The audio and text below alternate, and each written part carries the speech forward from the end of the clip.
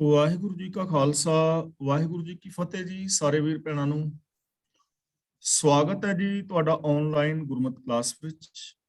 ਜਿਵੇਂ ਕਿ ਆਪ ਜੀ ਨੂੰ ਪਤਾ ਹੈ, ਅਸੀਂ ਕੱਲ ਤੋਂ ਲੈ ਕੇ ਬਿਲਾਵਲ ਕੀ ਰਾਗ ਦੀ ਵਾਰ ਦੀ ਜੋ ਸ਼ੁਰੂਆਤ ਕੀਤੀ ਸੀ, ਬਿਲਾਵਲ ਕੀ ਵਾਰ ਦੀ ਵਿਚਾਰ ਸਾਂਝੀ ਕਰਕੇ ਅਸੀਂ ਜੀਵਨ ਜੁਗਤ ਸਿੱਖਣ ਦਾ ਯਤਨ ਕਰ ਰਹੇ ਹਾਂ। ਕੱਲ ਤੱਕ 2 ਪੌੜੀਆਂ ਦੀ ਵਿਚਾਰ ਅਸੀਂ ਸਾਂਝੀ ਕਰ ਚੁੱਕੇ ਹਾਂ। ਅੱਜ ਤੀਜੀ ਪੌੜੀ ਦੀ ਵਿਚਾਰ ਆਰੰਭ ਕਰਾਂਗੇ। ਇਸ ਪੌੜੀ ਦੇ ਨਾਲ ਜੋ ਪਹਿਲਾ ਸ਼ਲੋਕ ਹੈ, ਸਾਹਿਬ ਸ੍ਰੀ ਗੁਰੂ ਅਮਰਦਾਸ ਜੀ ਦਾ ਉਚਾਰਨ ਕੀਤਾ ਹੋਇਆ ਹੈ ਔਰ ਆਦਿ ਸ੍ਰੀ ਗੁਰੂ ਗ੍ਰੰਥ ਸਾਹਿਬ ਜੀ ਦੇ ਪਾਵਨ ਅੰਗ 850 ਤੇ ਅੰਕਿਤ ਹੈ। ਸ਼ਲੋਕ ਮਹਿਲਾ ਤੀਜਾ। ਬ੍ਰਹਮ ਬਿੰਦਹਿ ਤੇ ਬ੍ਰਹਮਣਾ, ਜੇ ਚੱਲਹਿ ਸਤਿਗੁਰ ਭਾਏ। ਜਿਨ ਕੈ ਹਿਰਦੈ ਹਰ ਵਸੈ, ਹੋਮੈ ਰੋਗ ਗਵਾਏ। ਬਿੰਦਹਿ ਦਾ ਮਤਲਬ ਜੋ ਪਛਾਣਦੇ ਨੇ, ਯਾਨੀ ਸਾਂਝ ਪਾਉਂਦੇ ਨੇ, ਰੱਬੀ ਗੁਣਾਂ ਦੇ ਧਾਰਨੀ ਹੁੰਦੇ ਨੇ। ਬ੍ਰਹਮ ਦਾ ਮਤਲਬ ਅਕਾਲ ਪੁਰਖ ਪ੍ਰਭੂ, ਭਾਏ ਦਾ ਮਤਲਬ ਪਿਆਰ ਵਿੱਚ, ਚੱਲਹਿ ਦਾ ਮਤਲਬ ਜੀਵਨ ਸਫਰ ਵਿੱਚ ਤੁਰਦੇ ਨੇ, ਜੀਵਨ ਬਤੀਤ ਕਰਦੇ ਨੇ। ਤਾਂ ਗੁਰਦੇਵ ਪਾਤਸ਼ਾਹ ਜੀ ਸਮਝਾ ਰਹੇ ਹਨ ਕਿ ਉਹ ਮਨੁੱਖ ਹਨ ਅਸਲ ਬ੍ਰਾਹਮਣ, ਜਿਹੜੇ ਮਨੁੱਖ ਪ੍ਰਭੂ ਦੇ ਨਾਲ ਡੂੰਘੀ ਸਾਂਝ ਪਾਈ ਰੱਖਦੇ ਨੇ, ਜੋ ਮਨ ਬਚਨ ਕਰਮ ਕਰਕੇ ਰੱਬੀ ਗੁਣਾਂ ਦੇ ਧਾਰਨੀ ਹੁੰਦੇ ਨੇ। ਚੱਲੇ ਸਤਿਗੁਰ ਭਾਏ ਦਾ ਮਤਲਬ ਜੋ ਸਤਿਗੁਰ ਦੀ ਰਜ਼ਾ ਵਿੱਚ ਜੀਵਨ ਬਤੀਤ ਕਰਦੇ ਹਨ, ਗੁਰੂ ਦੇ ਦੱਸੇ ਰਾਹਾਂ ਤੇ ਚੱਲਦੇ ਨੇ, ਗੁਰੂ ਦੇ ਦਿੱਤੇ ਵੇ ਆਫ ਲਾਈਫ ਨੂੰ ਅਪਣਾ ਲੈਂਦੇ ਨੇ। ਯਾਨੀ ਜੋ ਗਿਆਨ ਗੁਰੂ ਦੀ ਅਗਵਾਈ ਵਿੱਚ ਚੱਲਦੇ, ਰੱਬੀ ਗੁਣਾਂ ਦੇ ਧਾਰਨੀ, ਰੱਬੀ ਗੁਣਾਂ ਦੇ ਨਾਲ ਆਪਣੀ ਸਾਂਝ ਪਾਈ ਰੱਖਦੇ ਨੇ, ਉਹ ਅਸਲੀ ਬ੍ਰਾਹਮਣ ਨੇ, ਉਹ ਉੱਚੇ ਨੇ, ਉਹ ਮਹਾਨ ਨੇ। ਤਾਂ ਇੱਥੇ ਇੱਕ ਤਾਂ ਇਨਸਾਨ ਨੂੰ ਮਹਾਨ ਹੋਣ ਦਾ ਰਾਸਤਾ ਦਿੱਤਾ ਜਾ ਰਿਹਾ ਹੈ ਕਿ ਜੋ ਵੀ ਇਨਸਾਨ ਰੱਬੀ ਗੁਣਾਂ ਨਾਲ ਜੁੜੇਗਾ, ਗੁਰੂ ਦੇ ਦੱਸੇ ਰਾਹ ਤੇ ਚੱਲੇਗਾ, ਉਹ ਇਨਸਾਨ ਪ੍ਰਭੂ ਵਰਗਾ ਹੋ ਜਾਏਗਾ। ਤੇ ਦੂਜੀ ਗੱਲ, ਇੱਥੇ ਜਾਤੀਵਾਦ ਦਾ ਪੂਰਨ ਤੌਰ ਤੇ ਖੰਡਨ ਹੈ ਕਿ ਜਾਤ ਕਰਕੇ ਕੋਈ ਵੀ ਬੰਦਾ ਉੱਚਾ ਨਹੀਂ ਹੈ, ਜਾਤ ਕਰਕੇ ਕੋਈ ਵੀ ਨੀਵਾਂ ਨਹੀਂ ਹੈ। ਫੱਕੜ ਜਾਤੀ ਫੱਕੜ ਨਾਉ, ਇੱਥੇ ਜਾਤਾਂ ਪਾਤਾਂ ਦਾ ਕੋਈ ਇੱਥੇ ਰੋਲ ਨਹੀਂ, ਕੋਈ ਅਹਿਮੀਅਤ ਨਹੀਂ ਹੈ। ਅਸਲ ਦੇ ਅੰਦਰ ਉੱਚਾ ਸੁੱਚਾ ਇਨਸਾਨ ਉਹੀ ਹੈ ਜੋ ਰੱਬੀ ਗੁਣਾਂ ਦੇ ਨਾਲ ਜੁੜਿਆ ਹੋਇਆ ਹੈ। ਜਿਨ ਕੈ ਹਿਰਦੈ ਹਰ ਵਸੈ, ਹੋਮੈ ਰੋਗ ਗਵਾਏ। ਗੁਰੂ ਪਾਤਸ਼ਾਹ ਜੀ ਕਹਿੰਦੇ ਨੇ, ਜਿਨ੍ਹਾਂ ਦੇ ਹਿਰਦੇ ਦੇ ਅੰਦਰ ਪ੍ਰਭੂ ਵਸਦਾ ਹੈ, ਉਹਨਾਂ ਦੀ ਨਿਸ਼ਾਨੀ ਕੀ ਹੈ? ਹਉਮੈ ਰੋਗ ਗਵਾਏ, ਉਹ ਆਪਣੇ ਹਉਮੈ ਦਾ ਰੋਗ ਦੂਰ ਕਰ ਲੈਂਦੇ ਨੇ। ਜਿਨ੍ਹਾਂ ਦੇ ਹਿਰਦੇ ਵਿੱਚ ਰੱਬ ਵਸਦਾ ਹੈ, ਉੱਥੇ ਹਉਮੈ ਦਾ ਰੋਗ ਨਹੀਂ ਹੈ, ਤੇ ਜਿੱਥੇ ਹਉਮੈ ਦਾ ਰੋਗ ਹੈ ਉੱਥੇ ਰੱਬ ਨਹੀਂ ਹੈ। ਹਉਮੈ ਔਰ ਪ੍ਰਭੂ ਇਹ ਦੋਵੇਂ ਵਿਰੋਧੀ ਤੱਤ ਨੇ। ਜਿੱਥੇ ਰੱਬ ਹੈ ਉੱਥੇ ਹਉਮੈ ਨਹੀਂ, ਜਿੱਥੇ ਹਉਮੈ ਹੈ ਉੱਥੇ ਰੱਬ ਨਹੀਂ। ਜਿੱਥੇ ਚਾਨਣਾ ਹੈ ਉੱਥੇ ਹਨੇਰਾ ਨਹੀਂ, ਜਿੱਥੇ ਹਨੇਰਾ ਹੈ ਉੱਥੇ ਚਾਨਣਾ ਨਹੀਂ ਹੈ। ਗੁਰੂ ਜੀ ਦਾ ਪਾਵਨ ਬਚਨ ਵੀ ਹੈ, ਜਬ ਹਮ ਹੂਤੇ ਤਬ ਤੂੰ ਨਾਹੀਂ, ਅਬ ਤੂੰ ਹੀ ਮੈਂ ਨਾਹੀਂ। ਹਉਮੈ ਨਾਵੇਂ ਨਾਲ ਵਿਰੋਧ ਹੈ, ਦੋਏ ਨਾ ਵਸੈ ਇੱਕ ਠਾਏ। ਤਾਂ ਗੁਰੂ ਜੀ ਕਹਿੰਦੇ ਨੇ ਆਪਣੇ ਅੰਦਰੋਂ ਹਉਮੈ ਦਾ ਰੋਗ ਦੂਰ ਕਰਦੇ ਨੇ ਉਹ, ਔਰ ਆਪਣੇ ਹਿਰਦੇ ਦੇ ਅੰਦਰ ਸਦਾ ਪ੍ਰਭੂ ਨੂੰ ਵਸਾਈ ਰੱਖਦੇ ਨੇ। ਕੌਣ? ਜੋ ਉੱਚੇ ਔਰ ਮਹਾਨ ਲੋਕ ਨੇ, ਉਹੀ ਅਸਲ ਦੇ ਅੰਦਰ ਬ੍ਰਾਹਮਣ। ਗੁਣ ਰਵਹਿ ਗੁਣ ਸੰਗ੍ਰਹਿ, ਜੋਤੀ ਜੋਤ ਮਿਲਾਏ। ਰਵਹਿ ਦਾ ਮਤਲਬ ਹੁੰਦਾ ਹੈ ਚੇਤੇ ਕਰਨਾ, ਰਵਣਾ ਚੇਤੇ ਕਰਨਾ। ਰਵਹਿ ਦਾ ਮਤਲਬ ਚੇਤੇ ਕਰਦੇ ਨੇ। ਸੰਗ੍ਰਹਿ ਹੈ ਤੋਂ ਭਾਵ ਹੈ ਇਕੱਠਾ ਕਰਦੇ ਨੇ, ਆਪਣੇ ਹਿਰਦੇ ਵਿੱਚ ਵਸਾਉਂਦੇ ਨੇ। ਜੋਤੀ ਜੋਤ ਮਿਲਾਏ ਦਾ ਮਤਲਬ ਪ੍ਰਭੂ ਦੀ ਜੋਤ ਵਿੱਚ ਆਪਣੀ ਜੋਤ ਮਿਲਾਉਂਦੇ ਨੇ, ਭਾਵ ਰੱਬੀ ਸੋਚ ਦੇ ਅੰਦਰ ਆਪਣੀ ਸੋਚ ਨੂੰ ਉਹ ਮਿਲਾ ਦਿੰਦੇ ਨੇ। ਤਾਂ ਗੁਰੂ ਪਾਤਸ਼ਾਹ ਜੀ ਕਹਿੰਦੇ ਨੇ ਅਸਲ ਦੇ ਅੰਦਰ ਉਹ ਇਨਸਾਨ ਹੀ ਉੱਚਾ ਹੈ, ਉਹ ਇਨਸਾਨ ਹੀ ਮਹਾਨ ਹੈ, ਉਹ ਇਨਸਾਨ ਹੀ ਅਸਲ ਦੇ ਅੰਦਰ ਬ੍ਰਾਹਮਣ ਹੈ, ਜੋ ਇਨਸਾਨ ਰੱਬੀ ਗੁਣਾਂ ਨੂੰ ਆਪਣੀ ਯਾਦ ਵਿੱਚ ਵਸਾਉਂਦਾ ਹੈ, ਰੱਬੀ ਗੁਣਾਂ ਦਾ ਸੰਗ੍ਰਹਿਣ ਕਰਦਾ ਹੈ ਔਰ ਆਪਣੀ ਸੋਚ ਨੂੰ ਰੱਬ ਦੀ ਸੋਚ ਵਿੱਚ ਮਿਲਾ ਦਿੰਦਾ ਹੈ। ਉਹੀ ਅਸਲ ਦੇ ਅੰਦਰ ਬ੍ਰਾਹਮਣ ਹੈ, ਉਹੀ ਉੱਚਾ ਸੁੱਚਾ ਹੈ। ਜਾਤ ਕਰਕੇ ਕੋਈ ਉੱਚਾ ਔਰ ਨੀਵਾਂ ਨਹੀਂ ਹੈ। ਅਗਲਾ ਬਚਨ ਗੁਰਦੇਵ ਜੀ ਕਰ ਰਹੇ ਨੇ, ਇਸ ਯੁਗ ਮਹਿ ਵਿਰਲੇ ਬ੍ਰਾਹਮਣ, ਬ੍ਰਹਮ ਬਿੰਦਹਿ ਚਿਤ ਲਾਏ। ਜੁਗਮਹਿ ਦਾ ਮਤਲਬ ਇਸ ਜਗਤ ਵਿੱਚ, ਮਨੁੱਖਾ ਜੀਵਨ ਵਿੱਚ, ਲਾਏ ਦਾ ਮਤਲਬ ਲਾ ਕੇ। ਗੁਰੂ ਜੀ ਕਹਿੰਦੇ ਨੇ ਇਸ ਮਨੁੱਖਾ ਜੀਵਨ ਵਿੱਚ ਇਹੋ ਜਿਹੇ ਬ੍ਰਾਹਮਣ ਵਿਰਲੇ ਹੁੰਦੇ ਨੇ ਜੋ ਮਨ ਲਾ ਕੇ ਪ੍ਰਭੂ ਦੇ ਨਾਲ ਡੂੰਘੀ ਸਾਂਝ ਪਾਈ ਰੱਖਦੇ ਨੇ। ਇਸ ਜਗਤ ਅੰਦਰ ਵਿਰਲੇ ਐਸੇ ਬ੍ਰਾਹਮਣ ਨੇ। ਬ੍ਰਾਹਮਣ ਦਾ ਮਤਲਬ ਇਹ ਨਹੀਂ ਜੋ ਕਿਸੇ ਜਾਤ ਦੇ ਅੰਦਰ ਪੈਦਾ ਹੋਇਆ ਹੈ। ਗੁਰਮਤ ਜਾਤੀਵਾਦ ਦਾ ਪੂਰਨ ਤੌਰ ਤੇ ਖੰਡਨ ਕਰਦੀ ਹੈ। ਇੱਥੇ ਤਾਂ ਅਵਲ ਅੱਲਾਹ ਨੂਰ ਉਪਾਇਆ ਕੁਦਰਤ ਕੇ ਸਭ ਬੰਦੇ, ਏਕ ਨੂਰ ਤੇ ਸਭ ਜਗ ਉਪਜਿਆ ਕੌਣ ਭਲੇ ਕੋ ਮੰਦੇ। ਇੱਥੇ ਤਾਂ ਏਕ ਪਿਤਾ ਏਕਸ ਕੇ ਹਮ ਬਾਰਿਕ ਤੂੰ ਮੇਰਾ ਗੁਰਹਾਈ ਦੀ ਭਾਵਨਾ ਹੈ। ਜਿਵੇਂ ਗੁਰੂ ਪਾਤਸ਼ਾਹ ਜੀ ਪਾਵਨ ਬਾਣੀ ਵਿੱਚ ਹੋਰ ਥਾਂ ਬਚਨ ਕਰਦੇ ਨੇ, ਜਗ ਮਹਿ ਉੱਤਮ ਕਾਂਢੀਏ ਵਿਰਲੇ ਕੇਈ ਕੇ। ਤੇ ਇੱਥੇ ਵੀ ਉਹੀ ਬਚਨ ਕਰ ਰਹੇ ਨੇ, ਇਸ ਯੁਗ ਮਹਿ ਵਿਰਲੇ ਬ੍ਰਾਹਮਣ। ਉੱਥੇ ਉੱਤਮ ਕਿਹਾ ਹੈ, ਇੱਥੇ ਬ੍ਰਾਹਮਣ ਕਿਹਾ ਹੈ। ਯਾਨੀ ਇਸ ਜਗਤ ਦੇ ਅੰਦਰ ਵਿਰਲੇ ਵਿਰਲੇ ਐਸੇ ਇਨਸਾਨ ਹਨ ਜੋ ਰੱਬੀ ਗੁਣਾਂ ਦੇ ਨਾਲ ਆਪਣੀ ਸਾਂਝ ਪਾਈ ਰੱਖਦੇ ਨੇ, ਆਪਣੇ ਹਿਰਦੇ ਦੇ ਅੰਦਰ ਸੋਚ ਦੇ ਅੰਦਰ ਰੱਬੀ ਗੁਣਾਂ ਨੂੰ ਵਸਾਈ ਰੱਖਦੇ। ਨਾਨਕ ਜਿਨ ਕੋ ਨਦਰ ਕਰੇ ਹਰ ਸੱਚਾ, ਸੇ ਨਾਮ ਰਹੇ ਲਿਵ ਲਾਏ। ਗੁਰੂ ਪਾਤਸ਼ਾਹ ਜੀ ਕਹਿੰਦੇ ਨੇ ਕਿ हे ਨਾਨਕ ਆਖ, ਜਿਨ੍ਹਾਂ ਦੇ ਉੱਤੇ ਪ੍ਰਭੂ ਰਹਿਮਤ ਕਰਦਾ ਹੈ ਉਹ ਆਪਣੀ ਲਿਵ ਦਾ ਮਤਲਬ ਲਗਨ, ਨਾਮ ਦਾ ਮਤਲਬ ਹੁਕਮ ਯਾਨੀ ਰੱਬੀ ਸਿਫਤ ਸਲਾਹ, ਉਹ ਰੱਬੀ ਸਿਫਤ ਸਲਾਹ ਦੇ ਅੰਦਰ ਰੱਬੀ ਹੁਕਮ ਦੇ ਅੰਦਰ ਆਪਣੀ ਲਿਵ ਆਪਣੀ ਲਗਨ ਲਗਾਈ ਰੱਖਦੇ ਨੇ। ਜੋ ਰੱਬ ਦੀ ਰਹਿਮਤ ਦੇ ਪਾਤਰ ਨੇ, ਜਿਹੜੇ ਬਖਸ਼ਿਸ਼ ਦੇ ਪਾਤਰ ਨੇ, ਉਹ ਇਨਸਾਨ ਰੱਬੀ ਹੁਕਮ ਵਿੱਚ ਰੱਬੀ ਸਿਫਤ ਸਲਾਹ ਦੇ ਅੰਦਰ ਹਮੇਸ਼ਾ ਆਪਣੀ ਲਗਨ ਲਗਾਈ ਰੱਖਦੇ ਨੇ। ਉਹਨਾਂ ਦੀ ਲਗਨ ਸਿਰਫ ਸ਼ੁਭ ਗੁਣਾਂ ਵਿੱਚ ਹੈ, ਸਕਾਰਾਤਮਕਤਾ ਵਿੱਚ ਹੈ, ਚੜ੍ਹਦੀ ਕਲਾ ਵਿੱਚ ਹੈ, ਰੱਬੀ ਰਜ਼ਾ ਦੇ ਅੰਦਰ ਉਹ ਬੜੇ ਪਿਆਰ ਦੇ ਨਾਲ ਚੱਲਦੇ ਨੇ। ਉਹਨਾਂ ਦੀ ਲਗਨ ਕਿਸੇ ਹੋਰ ਪਾਸੇ ਨਹੀਂ ਹੁੰਦੀ। ਮਹਿਲਾ ਤੀਜਾ, ਸਤਿਗੁਰੂ ਕੀ ਸੇਵ ਨਾ ਕੀਤੀਆ ਸ਼ਬਦ ਨਾ ਲੱਗੋ ਭਾਓ। ਤਾਂ ਗੁਰੂ ਪਾਤਸ਼ਾਹ ਜੀ ਕਹਿੰਦੇ ਨੇ ਸੇਵ ਨਾ ਕੀਤੀਆ ਦਾ ਮਤਲਬ ਜੋ ਗੁਰੂ ਦੇ ਦੱਸੇ ਰਾਹਾਂ ਤੇ ਨਹੀਂ ਤੁਰਿਆ। ਸੇਵਾ ਕਰਨੀ ਦਾ ਮਤਲਬ ਗੁਰੂ ਦੇ ਦੱਸੇ ਰਾਹਾਂ ਤੇ ਤੁਰਨਾ। ਯਾਨੀ ਰਾਜਨੀਤਿਕ, ਧਾਰਮਿਕ, ਆਰਥਿਕ, ਸਮਾਜਿਕ, ਸਰੀਰਕ, ਮਾਨਸਿਕ, ਬੌਧਿਕ, ਆਤਮਿਕ, ਪਰਿਵਾਰਕ, ਵਿਵਹਾਰਕ ਤੌਰ ਤੇ ਗੁਰੂ ਦੇ ਦੱਸੇ ਰਾਹਾਂ ਤੇ ਤੁਰਨਾ। ਗਿਆਨ ਗੁਰੂ ਦੀ ਅਗਵਾਈ ਵਿੱਚ ਜ਼ਿੰਦਗੀ ਜੀਣੀ, ਗੁਰੂ ਦੇ ਦਿੱਤੇ ਵੇ ਆਫ ਲਾਈਫ ਨੂੰ ਅਪਣਾਉਣਾ। ਤੇ ਸ਼ਬਦ ਦਾ ਮਤਲਬ ਇੱਥੇ ਹੈ ਉਪਦੇਸ਼। ਸ਼ਬਦ ਦਾ ਮਤਲਬ ਉਪਦੇਸ਼, ਗੁਰੂ ਦੀ ਵਿਚਾਰਧਾਰਾ। ਤਾਂ ਗੁਰੂ ਜੀ ਕਹਿੰਦੇ ਨੇ ਜਿਸ ਮਨੁੱਖ ਨੇ ਗੁਰੂ ਦੀ ਦੱਸੀ ਸੇਵਾ ਕਮਾਈ ਨਹੀਂ ਕੀਤੀ, ਘਾਲ ਕਮਾਈ ਨਹੀਂ ਕੀਤੀ, ਗੁਰੂ ਦੇ ਦਿੱਤੇ ਵੇ ਆਫ ਲਾਈਫ ਨੂੰ ਨਹੀਂ ਅਪਣਾਇਆ, ਸ਼ਬਦ ਨਾ ਲੱਗੋ ਭਾਓ, ਔਰ ਜਿਸ ਦਾ ਗੁਰੂ ਦੀ ਵਿਚਾਰਧਾਰਾ ਦੇ ਨਾਲ ਵੀ ਪਿਆਰ ਨਹੀਂ ਲੱਗਿਆ, ਗੁਰੂ ਦੇ ਉਪਦੇਸ਼ ਦੇ ਨਾਲ ਜਿਸ ਦੀ ਪ੍ਰੀਤ ਨਹੀਂ ਹੈ, ਪਿਆਰ ਨਹੀਂ ਹੈ, ਉਹਦੀ ਜ਼ਿੰਦਗੀ ਕੈਸੀ ਹੈ। ਤਾਂ ਗੁਰੂ ਜੀ ਕਹਿੰਦੇ ਨੇ ਹਉਮੈ ਰੋਗ ਕਮਾਵਣਾ ਅਤ ਦੀਰਘ ਬਹੁ ਸੁਆਓ। ਦੀਰਘ ਦਾ ਮਤਲਬ ਡੂੰਘਾ, ਵੱਡਾ। ਸਵਾਰਥ, ਸੁਆਓ ਦਾ ਮਤਲਬ ਸਵਾਰਥ, ਮਤਲਬ ਬਹੁਤੇ ਸਵਾਦਾਂ ਵੱਲ ਪ੍ਰੇਰਨ ਵਾਲਾ।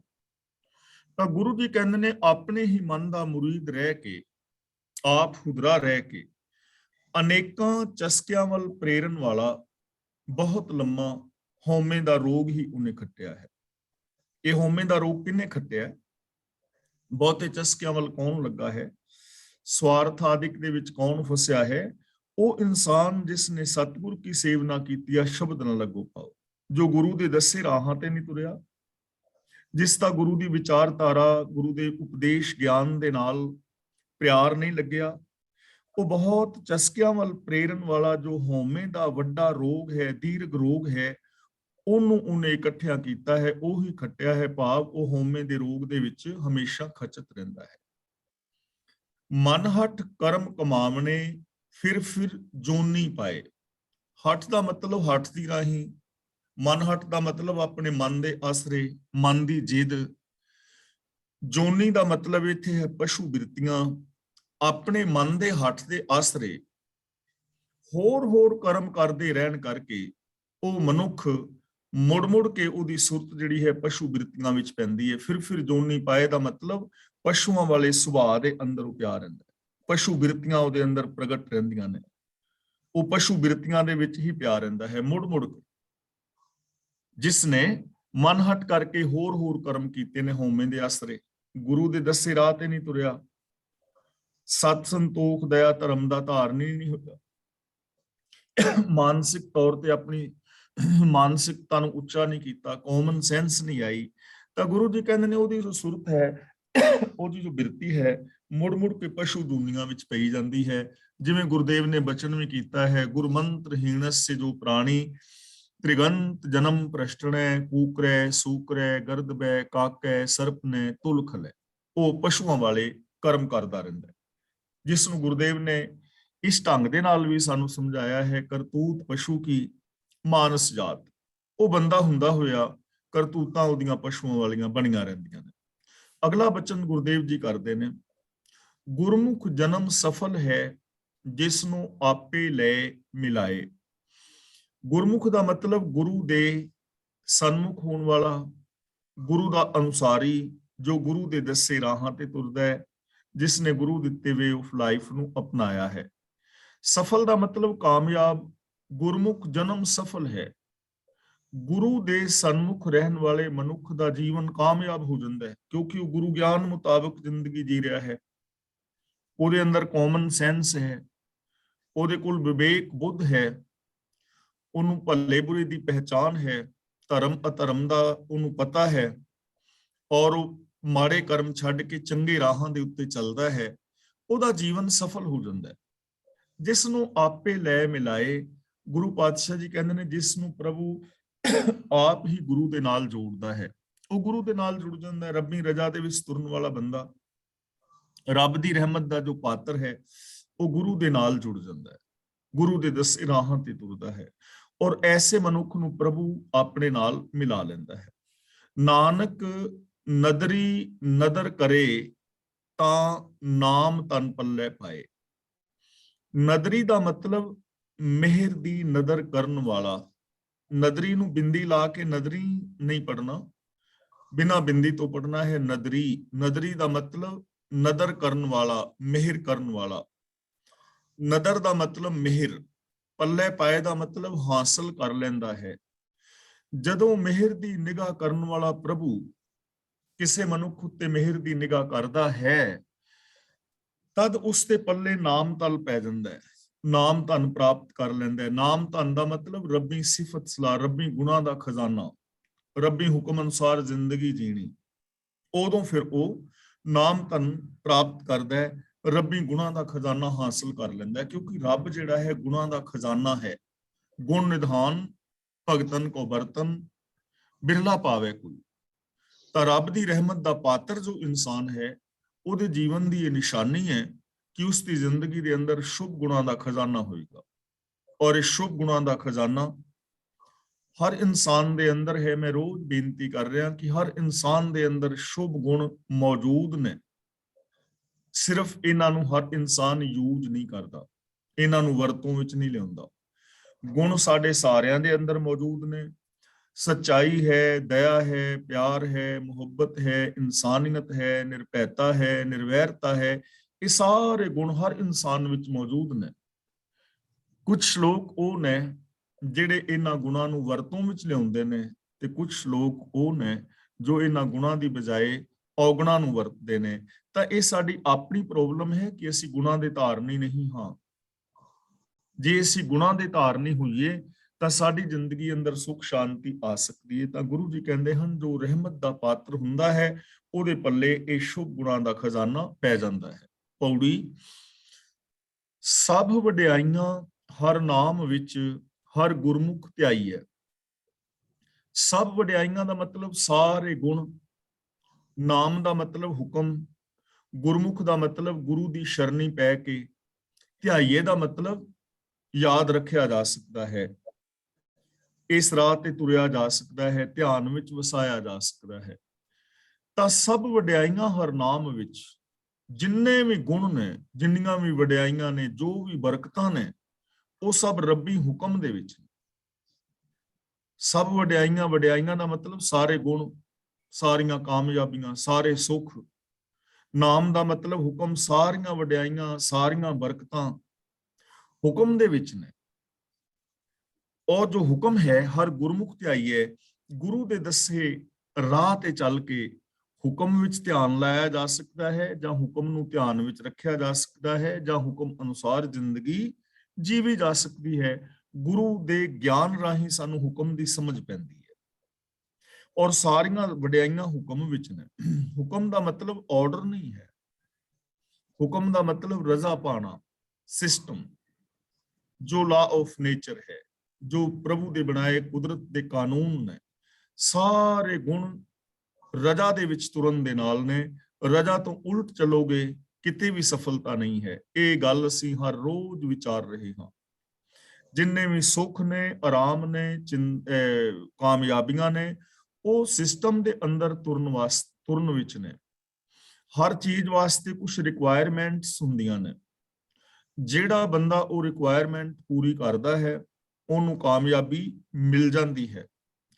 ਹੁਣ ਰੇਸ ਹੈ ਨਾ, ਰੇਸ ਦੇ ਵਿੱਚ ਜਿੱਤਣਾ ਹੈ ਤਾਂ ਫਸਟ ਕੌਣ ਆਏਗਾ? ਰੇਸ ਵਿੱਚ 10 ਬੰਦੇ 15 ਬੰਦੇ ਦੌੜ ਰਹੇ ਨੇ, ਤਾਂ ਉਹਨਾਂ ਚੋਂ ਪਹਿਲਾ ਦਰਜਾ ਕਿਹਨੂੰ ਮਿਲੇਗਾ? ਜਿਹੜਾ ਸਭ ਤੋਂ ਪਹਿਲਾਂ ਆਪਣੀ ਮੰਜ਼ਿਲ ਦੇ ਉੱਤੇ ਪਹੁੰਚ ਜਾਏਗਾ, ਜਿਹੜਾ ਅਖੀਰਲੀ ਲਾਈਨ ਤੇ ਸਭ ਤੋਂ ਪਹਿਲਾਂ ਪੈਰ ਰੱਖ ਦੇਵੇਗਾ। ਤਾਂ ਰਿਕੁਆਇਰਮੈਂਟ ਹੈ ਨਾ, ਉਹਦੇ ਵਾਸਤੇ ਕਿਸੇ ਤੇ ਕੋਈ ਬੈਨ ਨਹੀਂ ਹੈ। ਜੋ ਵੀ ਉਸ ਰਿਕੁਆਇਰਮੈਂਟ ਨੂੰ ਪੂਰਾ ਕਰੇਗਾ ਉਹ ਫਸਟ ਆ ਜਾਏਗਾ। ਇਸੇ ਤਰ੍ਹਾਂ ਜੇ ਕਿਸੇ ਨੇ ਡਾਕਟਰ, ਇੰਜੀਨੀਅਰ, ਵਿਗਿਆਨਿਕ ਬਣਨਾ ਹੈ ਤਾਂ ਉਹਦੇ ਵਾਸਤੇ ਰਿਕੁਆਇਰਮੈਂਟ ਹੈ। ਉਹ ਸਕੂਲ ਵਿੱਚ ਜਾਏਗਾ, ਪੜ੍ਹੇਗਾ, ਉਹ ਕੋਰਸ ਕਰੇਗਾ ਤਾਂ ਸਟੈਪ ਬਾਈ ਸਟੈਪ ਆਪਣੀ ਮੰਜ਼ਿਲ ਤੇ ਪਹੁੰਚ ਜਾਏਗਾ।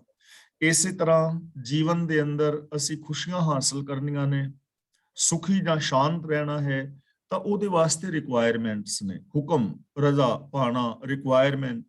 ਜੋ ਵੀ ਅਸੀਂ ਸੱਚ ਬੋਲਣਾ ਹੈ, ਪ੍ਰੇਮ ਦੇ ਨਾਲ ਰਹਿਣਾ ਹੈ, ਤਾਂ ਇਹ ਕਰਮ ਜੋ ਕਰੇਗਾ ਉਹਦੀ ਜ਼ਿੰਦਗੀ ਅੰਦਰ ਖੁਸ਼ੀਆਂ ਨੇ। ਯਾਨੀ ਹਰ ਕਾਮਯਾਬੀ, ਹਰ ਸੁੱਖ ਰੱਬੀ ਰਜ਼ਾ ਵਿੱਚ ਹੈ, ਭਾਣੇ ਵਿੱਚ ਹੈ, ਹੁਕਮ ਵਿੱਚ ਹੈ। ਹੁਕਮ ਤੋਂ ਬਾਹਰ ਚੱਲ ਕੇ ਕੁਝ ਨਹੀਂ ਹੈ, ਸਿਸਟਮ ਤੋਂ ਬਾਹਰ ਚੱਲ ਕੇ ਕੁਝ ਨਹੀਂ ਹੈ। ਤੇ ਇਸ ਹੁਕਮ ਦੀ ਸਮਝ ਜਿਹੜੀ ਹੈ ਨਾ, ਉਹ ਗੁਰੂ ਰਾਹੀਂ ਆਉਂਦੀ ਹੈ। ਹਰ ਗੁਰਮੁਖ ਧਿਆਈਏ ਦਾ ਮਤਲਬ ਗੁਰੂ ਰਾਹੀਂ ਇਸ ਹੁਕਮ ਨੂੰ ਸਮਝਿਆ ਜਾ ਸਕਦਾ ਹੈ, ਯਾਦ ਰੱਖਿਆ ਜਾ ਸਕਦਾ ਹੈ, ਧਿਆਨ ਵਿੱਚ ਵਸਾਇਆ ਜਾ ਸਕਦਾ ਹੈ, ਜਾਂ ਰੱਬੀ ਹੁਕਮ ਸਾਡੇ ਧਿਆਨ ਵਿੱਚ ਟਿਕਦਾ ਹੈ। ਉਹਦੇ ਵਾਸਤੇ ਸਾਨੂੰ ਗੁਰੂ ਦੇ ਗਿਆਨ ਦੀ ਲੋੜ ਪਵੇਗੀ। ਜੇ ਵਸਤ ਮੰਗੀ ਹੈ, ਸਾਈ ਪਾਈ ਹੈ, ਜੇ ਨਾਮ ਚਿਤ ਲਾਈ ਹੈ।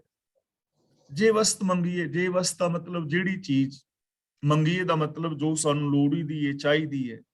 ਸਾਈ ਪਾਈ ਹੈ, ਉਹੀ ਵਸਤੂ ਪਾ ਲਈਦੀ ਹੈ। ਜੇ ਨਾਮ ਚਿਤ ਲਾਈ ਹੈ, ਚਿਤ ਦਾ ਮਤਲਬ ਸੁਰਤ, ਲਗਨ। ਨਾਮ ਦਾ ਮਤਲਬ ਨਾਮ ਵਿੱਚ, ਹੁਕਮ ਵਿੱਚ। ਤਾਂ ਗੁਰੂ ਜੀ ਕਹਿੰਦੇ ਨੇ ਜੇ ਪ੍ਰਭੂ ਦੇ ਹੁਕਮ ਦੇ ਅੰਦਰ ਲਗਨ ਜੋੜੀ ਰੱਖੀਏ, ਸੁਰਤ ਜੋੜੀ ਰੱਖੀਏ, ਹੁਕਮ ਅਨੁਸਾਰ ਜ਼ਿੰਦਗੀ ਜੀਵੀਏ, ਤਾਂ ਜਿਹੜੀ ਵੀ ਚੀਜ਼ ਮੰਗੀ ਜਾਂਦੀ ਹੈ ਉਹ ਚੀਜ਼ ਮਿਲ ਜਾਂਦੀ ਹੈ। ਜੋ ਵੀ ਚੀਜ਼ ਮੰਗਣੀ ਹੈ, ਮੰਗੀ ਜਾਂਦੀ ਹੈ। ਜੋ ਚੀਜ਼ ਚਾਹੀਦੀ ਹੈ, ਲੋੜੀਏ ਦਾ ਮਤਲਬ ਜਿਹੜੀ ਚਾਹੀਦੀ ਹੈ, ਤੇ ਮੰਗੀਏ ਦਾ ਮਤਲਬ ਜੋ ਅਸੀਂ ਮੰਗਦੇ ਹਾਂ, ਜੋ ਅਸੀਂ ਚਾਹੁੰਦੇ ਹਾਂ, ਉਹ ਚੀਜ਼ ਮਿਲ ਜਾਏਗੀ ਜੇ ਹੁਕਮ ਦੇ ਅੰਦਰ ਚਿੱਤ ਲਗਾਇਆ ਜਾਏ, ਸਿਸਟਮ ਨੂੰ ਫੋਲੋ ਕੀਤਾ ਜਾਏ, ਰਜ਼ਾ ਦੇ ਵਿੱਚ ਤੁਰਿਆ ਜਾਏ। ਹੁਣ ਮੰਨ ਲਓ ਅਸੀਂ ਮਾਨਸਿਕ ਸ਼ਾਂਤੀ ਚਾਹੁੰਦੇ ਹਾਂ, ਕਿ ਅਸੀਂ ਮਾਨਸਿਕ ਤੌਰ ਤੇ ਸ਼ਾਂਤ ਹੋਈਏ, ਸਾਡੇ ਜੀਵਨ ਵਿੱਚ ਮਾਨਸਿਕ ਪਰੇਸ਼ਾਨੀ ਕੋਈ ਨਾ ਆਵੇ। ਤਾਂ ਹੁਣ ਮਾਨਸਿਕ ਸ਼ਾਂਤੀ ਪ੍ਰਾਪਤ ਕਰਨ ਵਾਸਤੇ ਸਿਸਟਮ ਹੈ ਨਾ, ਹੁਕਮ ਹੈ ਨਾ, ਕਿ ਅਸੀਂ ਈਰਖਾ, ਦਵੇਸ਼, ਵੈਰ, ਵਿਰੋਧ, ਹੰਕਾਰ, ਜਾਂ ਮਤਲਬ ਸੈਲਫਿਸ਼ਨੈਸ ਹੈ, ਮੋਹ ਵਗੈਰਾ ਹੈ, ਇਹਨਾਂ ਤੋਂ ਉਤਾਂ ਉੱਠ ਜਾਈਏ, ਆਪਣੇ ਮਨ ਅੰਦਰ ਸੱਚਾਈ, ਦਇਆ, ਪਿਆਰ, ਮੁਹੱਬਤ ਨੂੰ ਵਸਾ ਲਈਏ, ਤਾਂ ਇਹ ਸ਼ਾਂਤੀ ਮਿਲ ਜਾਏਗੀ। ਤੇ ਜੇ ਕੋਈ ਕਹੇ ਕਿ ਮੈਂ ਕ੍ਰੋਧ ਵੀ ਕਰਾਂ, ਲੋਭ ਵੀ ਕਰਾਂ, ਮੋਹ ਵੀ, ਤੇ ਫਿਰ ਮੈਨੂੰ ਸ਼ਾਂਤੀ ਮਿਲੇ, ਐਸਾ ਨਹੀਂ ਨਾ ਹੋ ਸਕਦਾ। ਸ਼ਾਂਤੀ ਮਿਲ ਸਕਦੀ ਹੈ ਜੇ ਉਸ ਹੁਕਮ ਨੂੰ ਫੋਲੋ ਕੀਤਾ ਜਾਏ। ਮੰਨ ਲਓ ਜੇ ਕੋਈ ਬੰਦਾ ਮਕਾਨ ਬਣਾਉਣਾ ਚਾਹੁੰਦਾ ਹੈ, ਤਾਂ ਮਕਾਨ ਉਹ ਬਣਾ ਸਕਦਾ ਹੈ ਜੇ ਹੁਕਮ ਦੇ ਵਿੱਚ ਚਿੱਤ ਜੋੜੇ। ਹੁਕਮ ਦਾ ਮਤਲਬ ਸਿਸਟਮ, ਰਜ਼ਾ ਪਾਣਾ, ਨਿਯਮ। ਹੁਣ ਮਕਾਨ ਬਣਾਉਣ ਵਾਸਤੇ ਨਿਯਮਾਵਲੀ ਕੀ ਹੈ? ਕਿ ਉਹ ਪਲਾਟ ਖਰੀਦੇ, ਮਿਸਤਰੀ ਬੁਲਾਏ, ਇੱਟਾਂ ਗਾਰਾ ਆਦਿ ਲਿਆਵੇ, ਉਸ ਹੁਕਮ ਨੂੰ ਫੋਲੋ ਕਰੇ ਤਾਂ ਮਕਾਨ ਬਣਾ ਲਵੇ, ਉਹ ਵੀ ਬਣਾ ਲਵੇਗਾ। ਹੁਕਮ ਦੇ ਅੰਦਰ ਬਣੇਗਾ, ਹੁਕਮ ਤੋਂ ਬਾਹਰ ਨਹੀਂ। ਤੇ ਜੇ ਬੈਠਾ ਸਮਾਧੀ ਲਾ ਕੇ ਬੈਠਾ ਰਹੇ ਤੇ ਮਕਾਨ ਕਰੀ ਜਾਏ ਤਾਂ ਐਵੇਂ ਨਹੀਂ ਬਣੇਗਾ। ਕਹਿਣ ਤੋਂ ਮਤਲਬ ਕਿ ਜੋ ਵੀ ਚੀਜ਼ ਤੁਸੀਂ ਚਾਹੁੰਦੇ ਹੋ ਉਹ ਚੀਜ਼ ਮਿਲ ਸਕਦੀ ਹੈ ਜੇ ਹੁਕਮ ਨੂੰ ਸਮਝਿਆ ਜਾਏ, ਜੇ ਹੁਕਮ ਦੇ ਅੰਦਰ ਚਿੱਤ ਲਗਾਇਆ ਜਾਏ। ਹੁਕਮ ਤੋਂ ਬਾਹਰ ਨਹੀਂ, ਰਜ਼ਾ ਤੋਂ ਬਾਹਰ ਨਹੀਂ, ਸਿਸਟਮ ਤੋਂ ਬਾਹਰ ਨਹੀਂ। ਤਾਂ ਇੱਥੇ ਵੀ ਸਾਨੂੰ ਗੁਰੂ ਪਾਤਸ਼ਾਹ ਜੀ ਸਮਝਾ ਰਹੇ ਨੇ ਕਿ ਸਭ ਕੁਝ ਪੋਸੀਬਲ ਹੈ, ਇੰਪੋਸੀਬਲ ਕੁਝ ਨਹੀਂ ਹੈ। ਸਿਰਫ ਜ਼ਰੂਰਤ ਹੈ ਕਿ ਉਹ ਰਿਕੁਆਇਰਮੈਂਟ ਤੁਹਾਨੂੰ ਪੂਰੀ ਕਰਨੀ ਪਵੇਗੀ, ਉਸ ਹੁਕਮ ਅਨੁਸਾਰ ਚੱਲਣਾ ਪਵੇਗਾ, ਉਹਨਾਂ ਨਿਯਮਾਂ ਨੂੰ ਫੋਲੋ ਕਰਨਾ ਪਵੇਗਾ। ਜੋ ਵੀ ਚੀਜ਼ ਚਾਹੁੰਦੇ ਹੋ ਉਸ ਵਸਤੂ ਦੀ ਪ੍ਰਾਪਤੀ ਵਾਸਤੇ ਜੋ ਨਿਯਮ ਨੇ ਉਹਨਾਂ ਨੂੰ ਜੋ ਫੋਲੋ ਕਰੇਗਾ ਉਹ ਚੀਜ਼ ਪਾ ਲਵੇਗਾ। ਗੁਹਜ ਗੱਲ ਜੀ ਕੀ ਕੀਚੈ ਸਤਿਗੁਰੂ ਪਾਸ, ਤਾਂ ਸਰਬ ਸੁਖ ਪਾਈਐ। ਇਹ ਜੋ ਗੱਲ ਸ਼ਬਦ ਹੈ ਇਹਨੂੰ ਪੋਲਾ ਗੱਲ ਨਹੀਂ ਪੜਨਾ, ਗੱਗੇ ਤੇ ਅੱਧਕ ਲਾ ਕੇ ਪੜਾਂਗੇ ਗੱਲ। ਗੱਲ ਦਾ ਮਤਲਬ ਜੋ ਅਸੀਂ ਗੱਲਬਾਤ ਕਰਦੇ ਹਾਂ। ਗੁਹਜ ਦਾ ਮਤਲਬ ਗੁੱਝੀ, ਜੋ ਸਾਡੇ ਦਿਲ ਦੀ ਭਾਵਨਾ ਹੈ, ਅੰਦਰਲੀ ਗੱਲ, ਜੋ ਦਿਲ ਦੀ ਕੁੰਡੀ ਹੈ, ਜੋ ਸਾਡੇ ਦਿਲ ਦੀ ਚਾਹਤ ਹੈ, ਜੋ ਸਾਡੇ ਦਿਲ ਦੀ ਕੋਈ ਤਕਲੀਫ ਹੈ। ਜੀ ਕੀ ਦਾ ਮਤਲਬ ਦਿਲ ਦੀ, ਕੀਚੇ ਦਾ ਮਤਲਬ ਕੀਤੀ ਜਾਏ, ਸਰਬ ਸੁਖ ਦਾ ਮਤਲਬ ਹਰੇਕ ਕਿਸਮ ਦਾ ਸੁਖ।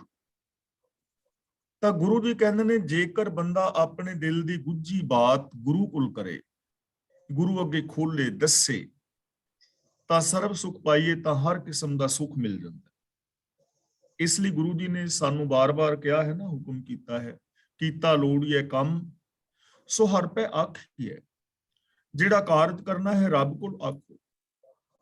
ਕਾਰਜ ਦੇ ਸਵਾਰ ਸਤਿਗੁਰ ਸਚ ਸਾਖੀਐ। ਸਾਖੀਏ ਦਾ ਮਤਲਬ ਸੱਚੀ ਸਿੱਖਿਆ। ਗੁਰੂ ਦੀ ਸੱਚੀ ਸਿੱਖਿਆ ਰਾਹੀਂ ਉਹ ਤੁਹਾਡਾ ਹਰ ਕਾਰਜ ਸਵਾਰ ਦੇਵੇਗਾ। ਤਾਂ ਜੇ ਕੋਈ ਸਾਡੀ ਦਿਲ ਦੀ ਚਾਹਤ ਹੈ, ਗੁੱਝੀ ਗੱਲ ਹੈ, ਸਾਡੀ ਤਕਲੀਫ ਹੈ, ਦੁੱਖ ਹੈ, ਤਾਂ ਅਸੀਂ ਗੁਰੂ ਦੇ ਕੋਲ ਦੱਸੀਏ, ਤਾਂ ਸਾਨੂੰ ਸਾਰੇ ਸੁੱਖ ਮਿਲ ਜਾਣਗੇ। ਹੁਣ ਸਵਾਲ ਪੈਦਾ ਹੁੰਦਾ ਕਿ ਉਹ ਸੁੱਖ ਮਿਲਣਗੇ ਕਿਵੇਂ, ਉਹਦਾ ਸੋਲੂਸ਼ਨ ਕਿਵੇਂ ਹੋਏਗਾ। ਇਹ ਨਹੀਂ ਕਿ ਹੁਣ ਤੁਸੀਂ ਕਹਿ ਕੇ ਚਲੇ ਜਾਓ ਤੇ ਉਸ ਤੋਂ ਬਾਅਦ ਅਸੀਂ ਆਰਡਰ ਕਰਤਾ ਤੇ ਸਾਡੇ ਉਹ ਸੁੱਖ ਮਿਲ ਗਏ ਜਾਂ ਸਾਡੀ ਚਿੰਤਾ ਦੂਰ ਹੋ ਗਈ। ਹੁਣ ਗੁਰੂ ਸਾਡੇ ਦੁੱਖਾਂ ਨੂੰ ਦੂਰ ਕਿਵੇਂ ਕਰੇਗਾ? ਜੋ ਸਾਡੀ ਦਿਲ ਦੀ ਗੁੱਝੀ ਗੱਲ, ਸਾਡੀ ਕੋਈ ਭਾਵਨਾ ਸੀ, ਦੁੱਖ ਸੀ, ਉਹਨੂੰ ਗੁਰੂ ਜੀ ਦੂਰ ਕਰਨ ਵਾਸਤੇ ਕੀ ਕਰਨਗੇ? ਤਾਂ ਗੁਰੂ ਜੀ ਕਹਿੰਦੇ ਨੇ ਗੁਰ ਪੂਰਾ ਹਰ ਉਪਦੇਸ਼ ਦੇ, ਸਭ ਭੁੱਖ ਲਹਿ ਜਾਈਏ। ਦੇ ਦਾ ਮਤਲਬ ਦਿੰਦਾ ਹੈ, ਭੁੱਖ ਦਾ ਮਤਲਬ ਤ੍ਰਿਸ਼ਨਾ। ਗੁਰ ਪੂਰਾ ਹਰ ਉਪਦੇਸ਼ ਦੇ, ਹਰ ਉਪਦੇਸ਼ ਦੇ ਦਾ ਮਤਲਬ ਰੱਬੀ ਗੁਣਾ ਦਾ ਉਪਦੇਸ਼ ਦਿੰਦਾ ਹੈ। ਪੂਰਾ ਸਤਿਗੁਰੂ ਪ੍ਰਭੂ ਦੇ ਗੁਣਾ ਦਾ, ਰੱਬ ਦੀ ਰਜ਼ਾ ਵਿੱਚ ਤੁਰਨ ਦਾ ਉਪਦੇਸ਼ ਦਿੰਦਾ ਹੈ। ਤੇ ਜਦੋਂ ਗੁਰੂ ਦਾ ਸਿੱਖ ਫਿਰ ਗੁਰੂ ਦੇ ਹੁਕਮ ਅਨੁਸਾਰ ਰੱਬੀ ਰਜ਼ਾ ਵਿੱਚ ਤੁਰਦਾ ਹੈ, ਰੱਬੀ ਗੁਣਾ ਦਾ ਧਾਰਨੀ ਹੁੰਦਾ ਹੈ, ਸਭ ਭੁੱਖ ਲਹਿ ਜਾਈਏ। ਫਿਰ ਇਸ ਤਰ੍ਹਾਂ ਸਾਰੀ ਭੁੱਖ ਮਿਟ ਜਾਂਦੀ ਹੈ, ਸਾਰੀ ਭੁੱਖ ਮਿਟ ਜਾਂਦੀ ਹੈ। ਗੁਰੂ ਜੀ ਦੇ ਕੋਲ ਅਸੀਂ ਆਪਣਾ ਕੋਈ ਦੁੱਖ ਦੱਸਿਆ ਕਿ ਸਾਡੇ ਘਰ ਦੇ ਅੰਦਰ, ਸਪੋਜ਼ ਕਿ ਸਾਡੇ ਘਰ ਦੇ ਵਿੱਚ ਜੀ ਕਲੇਸ਼ ਹੈ, ਮੈਂ ਤੇ ਮੇਰੀ ਘਰ ਵਾਲੀ ਹਾਂ, ਸਤਿਗੁਰੂ ਸਾਡਾ ਆਪਸ ਦੇ ਵਿੱਚ ਪ੍ਰੀਤ ਨਹੀਂ ਬਣਦੀ, ਆਪਸ ਦੇ ਵਿੱਚ ਅਸੀਂ ਖਹਿਬੜਦੇ ਹਾਂ, ਸਾਡੇ ਤੇ ਰਹਿਮਤ ਕਰੋ, ਸਾਡੇ ਘਰ ਦਾ ਕਲੇਸ਼ ਖਤਮ ਹੋ ਜਾਏ, ਅਸੀਂ ਸੁਖੀ ਰਹੀਏ। ਹੁਣ ਐਸੀ ਮੈਂ ਅਰਦਾਸ ਕਰਕੇ ਤੇ ਚਲਾ ਗਿਆ, ਲੇਕਿਨ ਮੈਂ ਆਪਣੇ ਸੋਚ ਨੂੰ ਨਾ ਬਦਲਾਂ ਤਾਂ ਗੱਲ ਨਹੀਂ ਨਾ ਬਣੇਗੀ। ਹੁਣ ਮੈਂ ਆਪਣੀ ਇਹ ਗੱਲ ਗੁਰੂ ਅੱਗੇ ਰੱਖੀ ਤਾਂ ਗੁਰੂ ਜੀ ਮੈਨੂੰ ਉਪਦੇਸ਼ ਦੇਣਗੇ, ਦਾ ਸੋਲੂਸ਼ਨ ਦੱਸ ਰਹੇ ਨੇ ਕਿ ਧਨ ਫਿਰ ਇਹ ਨਾ ਆਖੀਏ ਬਹਿਨ ਇਕੱਠੇ ਹੋਏ, ਏਕ ਜੋਤ ਦੋਇ ਮੂਰਤੀ ਧਨ ਫਿਰ ਕਹੀਏ ਸੋਏ। ਕਿ ਪਿਆਰਿਓ, ਪਤੀ ਪਤਨੀ ਉਹਨੂੰ ਥੋੜਾ ਕਹਿੰਦੇ ਨੇ ਜੋ ਇੱਕ ਸਟੇਜ ਤੇ ਇਕੱਠੇ ਹੋ ਕੇ ਬਹਿ ਜਾਣ। ਪਤੀ ਪਤਨੀ ਤਾਂ ਉਹਨੂੰ ਕਹਿੰਦੇ ਨੇ, ਅਸਲ ਪਤੀ ਪਤਨੀ ਉਹ ਨੇ ਜਿਨ੍ਹਾਂ ਦੀ ਸੋਚ ਇੱਕ ਹੈ ਔਰ ਵੇਖਣ ਨੂੰ ਦੋ ਨੇ। ਦਿਲੀ ਪਿਆਰ ਕਰੋ ਇੱਕ ਦੂਜੇ ਨਾਲ, ਆਪਣੀ ਸੋਚ ਨੂੰ ਇੱਕ ਕਰੋ, ਸੋਚ ਦੀ ਸਾਂਝ ਪਾਓ, ਸੋਚ ਨੂੰ ਸੱਚ ਦੇ ਨਾਲ ਜੋੜੋ, ਤਾਂ ਤੁਹਾਡਾ ਕਲੇਸ਼ ਖਤਮ ਹੋ ਜਾਏਗਾ, ਜ਼ਿੰਦਗੀ ਵਿੱਚ ਸੁੱਖ ਸ਼ਾਂਤੀ ਆ ਜਾਏਗੀ। ਤੇ ਜੇ ਅਸੀਂ ਦੋਵੇਂ ਜੀ ਗੁਰੂ ਜੀ ਦੇ ਇਸ ਉਪਦੇਸ਼ ਨੂੰ ਮੰਨ ਲਈਏ ਤਾਂ ਸਾਡੀ ਜ਼ਿੰਦਗੀ ਦੇ ਅੰਦਰ ਸਾਰੇ ਸੁੱਖ ਮਿਲ ਜਾਣਗੇ। ਤਾਂ ਸਾਨੂੰ ਗੁਰਬਾਣੀ ਰਾਹੀਂ ਸਾਰੇ ਦੁੱਖਾਂ ਦੀ ਨਿਵਰਤੀ ਦੇ ਸਾਧਨ ਮਿਲਦੇ ਨੇ। ਸਾਡੇ ਦੁੱਖਾਂ ਦੇ ਸਾਨੂੰ ਕਾਰਨਾਂ ਦੀ ਸਮਝ ਆਉਂਦੀ ਹੈ, ਉਹਨਾਂ ਕਾਰਨਾਂ ਨੂੰ ਕਿਵੇਂ ਦੂਰ ਹੋਣਾ ਹੈ, ਕਰਨਾ ਹੈ, ਸਾਨੂੰ ਇਹ ਸਾਧਨ ਗੁਰਬਾਣੀ ਚੋਂ ਮਿਲਦੇ ਨੇ। ਇਸ ਲਈ ਅਸੀਂ ਜੇਕਰ ਗੁਰਬਾਣੀ ਨੂੰ ਇਸ ਐਂਗਲ ਤੋਂ ਪੜ੍ਹੀਏ, ਵਿਚਾਰੀਏ, ਔਰ ਗੁਰਬਾਣੀ ਨੂੰ ਜੇਕਰ ਅਸੀਂ ਆਪਣੇ ਜੀਵਨ ਦੇ ਅੰਦਰ ਇੰਪਲੀਮੈਂਟ ਕਰੀਏ, ਆਪਣੇ ਜੀਵਨ ਨੂੰ ਗੁਰਬਾਣੀ ਮੁਤਾਬਕ ਢਾਲੀਏ, ਤਾਂ ਸਾਡੇ ਜੀਵਨ ਵਿੱਚ ਹਰ ਕਿਸਮ ਦਾ ਸੁੱਖ ਆ ਜਾਂਦਾ ਹੈ। ਗੁਰਪੂਰਾ ਹਰ ਉਪਦੇਸ਼ ਤੇ सब भुख लह जाइए। पूरा गुरु हरि प्रभु दे हुक्म विच तुरन दा उपदेश करदा है। पूरा गुरु रब्बी गुणां दे धारनी होण दा उपदेश दिंदा है। इस तरह मनुख दी सारी भुख लह जांदी है। जिस पूरब होवे लिखिया सो हर गुण गाइए। हर गुण गाइए दा मतलब वो प्रभु दी सिफत सलाह गाउंदा है, प्रभु दी सिफत सलाह करदा है। कौन? जिस पूरब होवे लिखिया। पूरब दा मतलब जो पिछला असी जीवन जी चुके हाँ और पिछले जीवन दे अंदर जो असी सुभाव बना चुके हैं उन्होंने पूरबला लिखिया लेख कहंदे ने। जो कुछ असी बचपन तो लैके सोचिया, असी बोलिया, असी सिੱਖਿਆ, वो साडे अंदर संस्कार बनते गए, साडा सुभाव बन गया, साडियां आदतां बन गईयां ते उस बने हुए सुभाव मुताबक ही बंदा अगे जिंदगी जीवी जांदा है। ते जैसी जिंदगी जींदा है, बिहेवियर करदा है, वैसा ही उन्हें फल मिलता है, इज्जत मान सुख दुख आदि।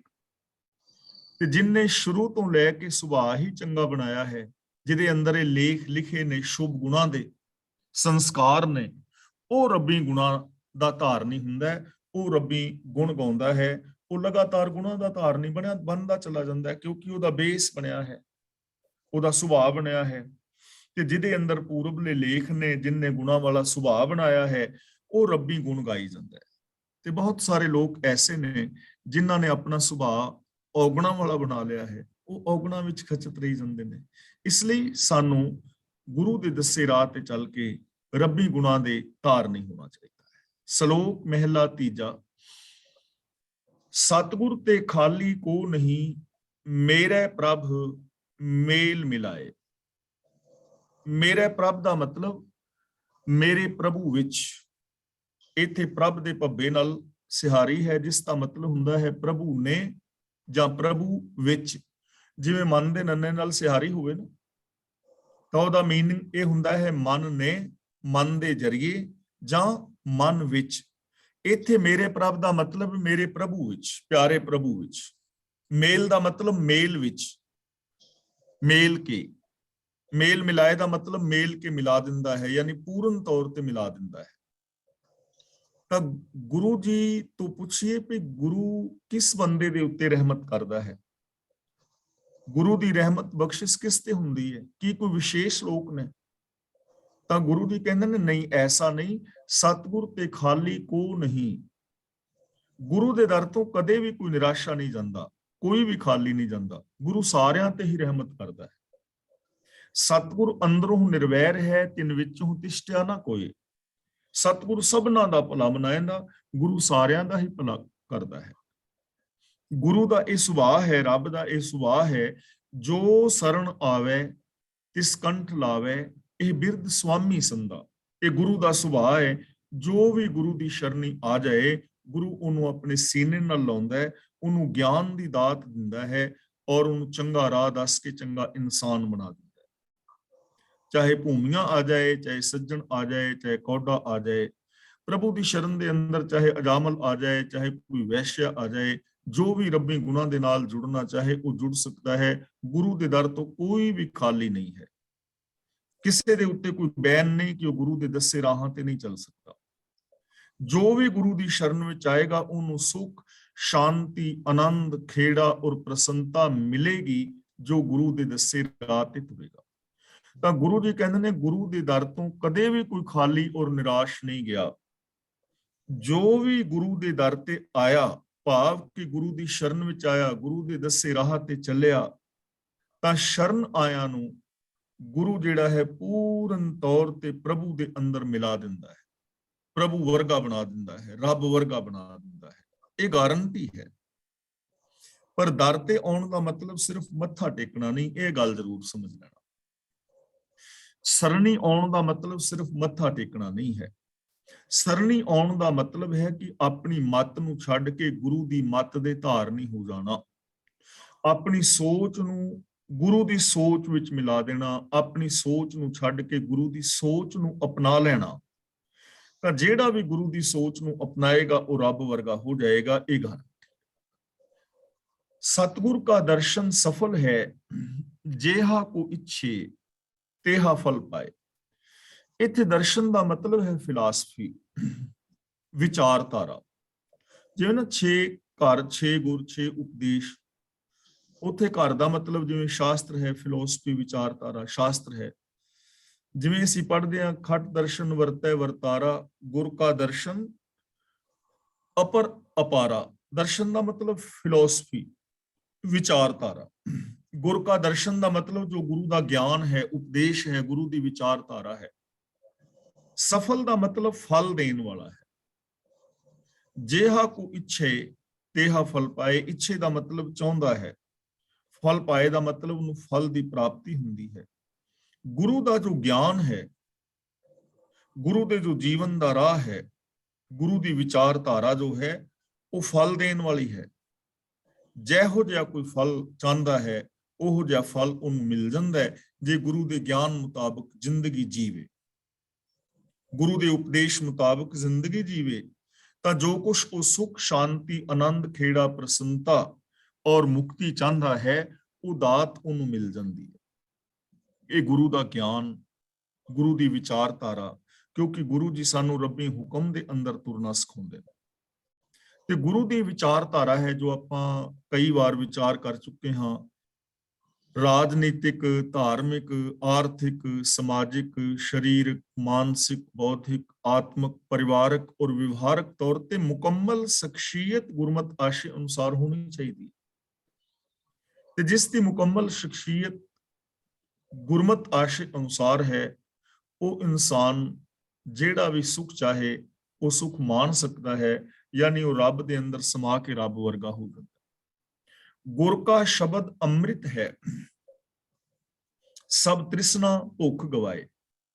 ਗੁਰੂ ਦਾ ਜੋ ਸ਼ਬਦ ਹੈ ਨਾ, ਅੰਮ੍ਰਿਤ ਦਾ ਮਤਲਬ ਆਤਮਿਕ ਜੀਵਨ ਦੇਣ ਵਾਲਾ ਹੈ। ਦੋ ਚੀਜ਼ਾਂ ਨੇ, ਇੱਕ ਮੌਤ, ਜ਼ਹਿਰ, ਔਰ ਇੱਕ ਅੰਮ੍ਰਿਤ। ਜੇ ਕੋਈ ਜ਼ਹਿਰ ਪੀਵੇਗਾ ਉਹਦੀ ਮੌਤ ਹੋਏਗੀ, ਜੋ ਅੰਮ੍ਰਿਤ ਪੀਵੇਗਾ ਉਹਨੂੰ ਜੀਵਨ ਮਿਲੇਗਾ। ਜ਼ਹਿਰ ਦਾ ਮਤਲਬ ਮੌਤ, ਅੰਮ੍ਰਿਤ ਦਾ ਮਤਲਬ ਜੀਵਨ, ਆਤਮਿਕ ਜੀਵਨ। ਸ਼ਬਦ ਦਾ ਮਤਲਬ ਗੁਰੂ ਦਾ ਉਪਦੇਸ਼, ਗੁਰੂ ਦਾ ਗਿਆਨ, ਗੁਰੂ ਦੀ ਵਿਚਾਰਧਾਰਾ। ਗੁਰੂ ਦਾ ਜੋ ਉਪਦੇਸ਼ ਹੈ ਉਹ ਆਤਮਿਕ ਜੀਵਨ ਦੇਣ ਵਾਲਾ ਹੈ, ਆਤਮਿਕ ਮੌਤ ਤੋਂ ਬਚਾਉਣ ਵਾਲਾ ਹੈ। ਔਰ ਇਹ ਚੀਜ਼ਾਂ ਅਸੀਂ ਕਈ ਵਾਰ ਵਿਚਾਰ ਚੁੱਕੇ ਹਾਂ। ਆਤਮਿਕ ਜੀਵਨ ਦਾ ਮਤਲਬ ਹੀ ਇਹ ਹੈ ਜੋ ਮਨ, ਬਚਨ, ਕਰਮ ਕਰਕੇ ਸੱਚ ਦੇ ਨਾਲ ਜੁੜਿਆ ਹੋਇਆ ਹੈ, ਜਿਸ ਦੀ ਸੋਚ ਦੇ ਅੰਦਰ ਵਿਸ਼ੇ ਵਿਕਾਰ, ਲੱਭ, ਲੋਭ, ਮੋਹ, ਹੰਕਾਰ ਆਦਿਕ ਨਹੀਂ ਹਨ, ਜੋ ਅੰਦਰੋਂ ਬਾਹਰੋਂ ਇੱਕ ਹੈ, ਸੱਚ ਦੇ ਨਾਲ ਜੁੜਿਆ ਹੈ, ਉਹ ਆਤਮਿਕ ਜ਼ਿੰਦਗੀ ਜੀ ਰਿਹਾ ਹੈ। ਤੇ ਜੋ ਅੰਦਰੋਂ ਬਾਹਰੋਂ ਇੱਕ ਨਹੀਂ, ਕਹਿੰਦਾ ਕੁਝ ਹੋਰ ਹੈ, ਕਰਦਾ ਕੁਝ ਹੋਰ ਹੈ, ਮੂੰਹ ਕਹਿੰਦਾ ਹੈ ਸੱਚ ਬੋਲਣਾ ਚਾਹੀਦਾ ਹੈ, ਧਰਮ ਦੇ ਰਾਹਾਂ ਤੇ ਤੁਰਨਾ ਚਾਹੀਦਾ ਹੈ, ਲੇਕਿਨ ਬੋਲਦਾ ਝੂਠ ਹੈ, ਵਿਸ਼ੇ ਵਿਕਾਰ ਕਮਾਉਂਦਾ ਹੈ, ਤਾਂ ਉਹ ਆਤਮਿਕ ਮੌਤ ਤੇ ਮਰਿਆ ਹੋਇਆ ਹੈ, ਜੋ ਅੰਦਰੋਂ ਹੋਰ ਤੇ ਬਾਹਰੋਂ ਹੋਰ। ਤਾਂ ਗੁਰੂ ਜੀ ਕਹਿੰਦੇ ਨੇ ਗੁਰੂ ਦਾ ਜੋ ਗਿਆਨ ਹੈ, ਗੁਰੂ ਦਾ ਉਪਦੇਸ਼ ਹੈ, ਉਹ ਆਤਮਿਕ ਜੀਵਨ ਦੇਣ ਵਾਲਾ ਹੈ, ਆਤਮਿਕ ਮੌਤ ਤੋਂ ਬਚਾਉਣ ਵਾਲਾ ਹੈ। ਸਭ ਤ੍ਰਿਸ਼ਨਾ ਭੁੱਖ ਗਵਾਏ। ਤੇ ਜੋ ਗੁਰੂ ਦੇ ਉਪਦੇਸ਼ ਮੁਤਾਬਕ ਜ਼ਿੰਦਗੀ ਜੀਂਦਾ ਹੈ, ਉਹਦੀ ਮਾਇਆ ਦੀ ਸਾਰੀ ਭੁੱਖ ਤ੍ਰੇ ਮਿਟ ਜਾਂਦੀ ਹੈ। ਤ੍ਰਿਸ਼ਨਾ ਦਾ ਮਤਲਬ ਤ੍ਰੇ, ਲਾਲਚ। ਸਾਰੇ ਉਹਦੇ ਅੰਦਰੋਂ ਲਾਲਚ ਮੁੱਕ ਜਾਂਦੇ ਨੇ, ਉਹਦੀ ਤ੍ਰਿਸ਼ਨਾ ਮੁੱਕ ਜਾਂਦੀ ਹੈ, ਉਹਦੀ ਵਿਸ਼ੇ ਵਿਕਾਰਾਂ ਵੱਲ ਦੌੜ ਦੀ ਜੋ ਬਿਰਤੀ ਹੈ ਉਹ ਰੁਕ ਜਾਂਦੀ ਹੈ, ਉਹਦੇ ਅੰਦਰ ਸੰਤੋਖ ਆ ਜਾਂਦਾ ਹੈ, ਉਸ ਦੀ ਜ਼ਿੰਦਗੀ ਵਿੱਚ ਖੁਸ਼ੀ ਆ ਜਾਂਦੀ। ਹਰ ਰਸ ਪੀ ਸੰਤੋਖ ਹੁਆ, ਸੱਚ ਵਸਿਆ ਮਨ ਆਏ। ਹਰ ਰਸ ਪੀ, ਪੀ ਦਾ ਮਤਲਬ ਪੀ ਕੇ, ਹਰੀ ਦਾ ਰਸ ਪੀ ਕੇ ਬੰਦੇ ਦੇ ਅੰਦਰ ਸੰਤੋਖ ਪ੍ਰਗਟ ਹੋ ਜਾਂਦਾ, ਅੰਦਰ ਸ਼ਾਂਤ ਹੋ ਜਾਂਦਾ ਹੈ, ਸੰਤੋਖ ਆ ਜਾਂਦਾ ਹੈ ਹਰੀ ਦਾ ਰਸ ਪੀ ਕੇ। ਹੁਣ ਹਰੀ ਦਾ ਰਸ ਕੀ ਹੈ? ਹਰੀ ਦਾ ਰਸ ਹੈ ਰੱਬੀ ਗੁਣਾਂ ਨੂੰ ਇੰਪਲੀਮੈਂਟ ਕੀਤਿਆਂ ਜੋ ਸੁਖ ਹੁੰਦਾ ਹੈ ਨਾ, ਉਹਨੂੰ ਮੰਨਣਾ, ਉਹਨੂੰ ਹਰੀ ਦਾ ਰਸ ਕਹਿੰਦੇ ਨੇ। ਜਿਵੇਂ ਆਪਾਂ ਨਿੱਕੀਆਂ ਨਿੱਕੀਆਂ ਮਿਸਾਲਾਂ ਰਾਹੀਂ ਪਹਿਲਾਂ ਵੀ ਇਹ ਚੀਜ਼ਾਂ ਸਮਝਣ ਦਾ ਯਤਨ ਕੀਤਾ ਹੈ। ਹੁਣ ਮੰਨ ਲਓ ਸ਼ਰਬਤ ਬਣਿਆ ਹੋਇਆ ਹੈ ਮਿਸ਼ਰੀ ਦਾ, ਤੇ ਮਿਸ਼ਰੀ ਦੇ ਸ਼ਰਬਤ ਦਾ ਸਵਾਦ ਕਿਸ ਨੂੰ ਆਏਗਾ? ਟੱਬ ਭਰਿਆ ਪਿਆ, 100 ਬੰਦਾ ਕੋਲ ਖਲੋਤਾ ਹੈ, ਇੱਕ ਬੰਦੇ ਨੇ ਕਟੋਰੀ ਵਿੱਚ ਪਾ ਕੇ ਤੇ ਉਸ ਮਿਸ਼ਰੀ ਦੇ ਸ਼ਰਬਤ ਨੂੰ ਪੀਤਾ ਹੈ, ਤੇ 99 ਬੰਦਿਆਂ ਤੋਂ ਪੁੱਛੀਏ ਵੀ ਇਸ ਮਿਸ਼ਰੀ ਦੇ ਸ਼ਰਬਤ ਦਾ ਸਵਾਦ ਕੀ ਹੈ, ਤਾਂ ਕੀ ਉਹ ਦੱਸ ਸਕਣਗੇ? ਨਹੀਂ ਦੱਸ ਪਾਣਗੇ। ਸਿਰਫ ਉਹ ਬੰਦਾ ਦੱਸ ਪਾਏਗਾ ਜਿਹਨੇ ਕਟੋਰੀ ਵਿੱਚ 2 ਘੁੱਟ ਪਾ ਕੇ ਪੀਤਾ ਹੈ, ਕਿਉਂਕਿ ਉਹਨੇ ਚੱਖਿਆ ਹੈ ਨਾ, ਤਾਂ ਉਹਨੂੰ ਪਤਾ ਹੈ। ਉਹ ਕਹਿ ਸਕਦਾ ਹੈ ਕਿ ਮਿੱਠਾ ਹੈ, ਕੈਸਾ ਹੈ। ਉਹਦੇ ਸਵਾਦ ਨੂੰ ਉਹ ਜਾਣੇਗਾ ਜੋ ਉਹਨੂੰ ਪੀਵੇਗਾ, ਚੱਖੇਗਾ। ਇਸੇ ਤਰ੍ਹਾਂ ਜੋ ਇੱਕ ਓੰਕਾਰ ਤੋਂ ਲੈ ਕੇ ਗੁਰਪ੍ਰਸਾਦ ਤੱਕ ਰੱਬੀ ਗੁਣ ਨੇ, ਹੁਣ ਉਹਨਾਂ ਗੁਣਾਂ ਦਾ ਰਸ ਕੀ ਹੈ, ਸੁੱਖ ਕੀ ਹੈ, ਕੌਣ ਦੱਸੇਗਾ? ਜਿਹੜਾ ਬੰਦਾ ਉਹਨਾਂ ਗੁਣਾਂ ਦਾ ਧਾਰ ਨਹੀਂ ਹੋਊਗਾ, ਜੋ ਸੱਚ ਬੋਲਦਾ ਹੈ, ਜੋ ਪਿਆਰ ਦੇ ਨਾਲ ਰਹਿੰਦਾ ਹੈ, ਉਹ ਦੱਸ ਸਕਦਾ ਹੈ ਕਿ ਸੱਚ ਔਰ ਪਿਆਰ ਵਾਲਾ ਜੀਵਨ ਜੀਵਿਆਂ ਕਿੰਨਾ ਸੁੱਖ ਮਿਲਦਾ ਹੈ, ਕਿੰਨੀ ਸ਼ਾਂਤੀ ਮਿਲਦੀ, ਉਹੀ ਦੱਸੇਗਾ ਨਾ। ਤੇ ਜਿਨਨੇ ਕਦੇ ਕਿਸੇ ਨਾਲ ਪ੍ਰੇਮ ਕੀਤਾ ਨਹੀਂ, ਸੱਚ ਬੋਲਿਆ ਨਹੀਂ, ਨਿਰਭੈਤਾ ਨਿਰਵੈਰਤਾ ਨੂੰ ਜੋ ਯੂਜ਼ ਨਹੀਂ ਕਰ ਰਿਹਾ, ਉਹ ਬੰਦਾ ਤਾਂ ਦੱਸ ਨਹੀਂ ਪਾਏਗਾ, ਉਹਨੂੰ ਸੁੱਖ ਦਾ ਪਤਾ ਹੀ ਨਹੀਂ ਹੈ। ਇਸ ਲਈ ਗੁਰੂ ਜੀ ਕਹਿੰਦੇ ਨੇ, ਜੋ ਰੱਬੀ ਗੁਣਾਂ ਦਾ ਧਾਰਨੀ ਹੋ ਜਾਂਦਾ ਹੈ, ਉਹ ਫਿਰ ਰੱਬੀ ਗੁਣਾਂ ਦੇ ਸੁੱਖਾਂ ਨੂੰ ਮਾਣਦਾ ਹੈ, ਤੇ ਉਹਦੇ ਅੰਦਰ ਸੰਤੋਖ ਪ੍ਰਗਟ ਹੋ ਜਾਂਦਾ ਹੈ, ਉਹ ਸ਼ਾਂਤ ਹੋ ਜਾਂਦਾ ਹੈ। ਸੱਚ ਵਸਿਆ ਮਨ ਆਏ, ਤੇ ਐਸੇ ਮਨੁੱਖ ਦੇ ਮਨ ਦੇ ਅੰਦਰ ਸੱਚ ਆ ਕੇ ਵਸ ਜਾਂਦਾ ਹੈ, ਰੱਬ ਵਸ ਜਾਂਦਾ ਹੈ। ਸੱਚ ਦਾ ਮਤਲਬ ਰੱਬ ਵਸ ਜਾਂਦਾ ਹੈ। ਉਹਦੇ ਅੰਦਰ ਮਾਨੋ ਰੱਬ ਹੀ ਵਸ ਜਾਂਦਾ ਹੈ, ਉਹ ਰੱਬ ਦਾ ਹੀ ਰੂਪ ਹੋ ਜਾਂਦਾ ਹੈ। ਉਹਦੀ ਜ਼ਿੰਦਗੀ ਵਿੱਚ ਸੱਚ ਵਸ ਜਾਂਦਾ, ਮਨ ਬਚਨ ਕਰਮ ਕਰਕੇ ਸੱਚਾ ਹੋ ਜਾਂਦਾ ਹੈ, ਸੰਤੋਖੀ ਹੋ ਜਾਂਦਾ ਹੈ। ਸੱਚ ਧਿਆਏ ਅਮਰਾ ਪਦ ਪਾਇਆ, ਅਨਹਦ ਸ਼ਬਦ ਵਜਾਏ।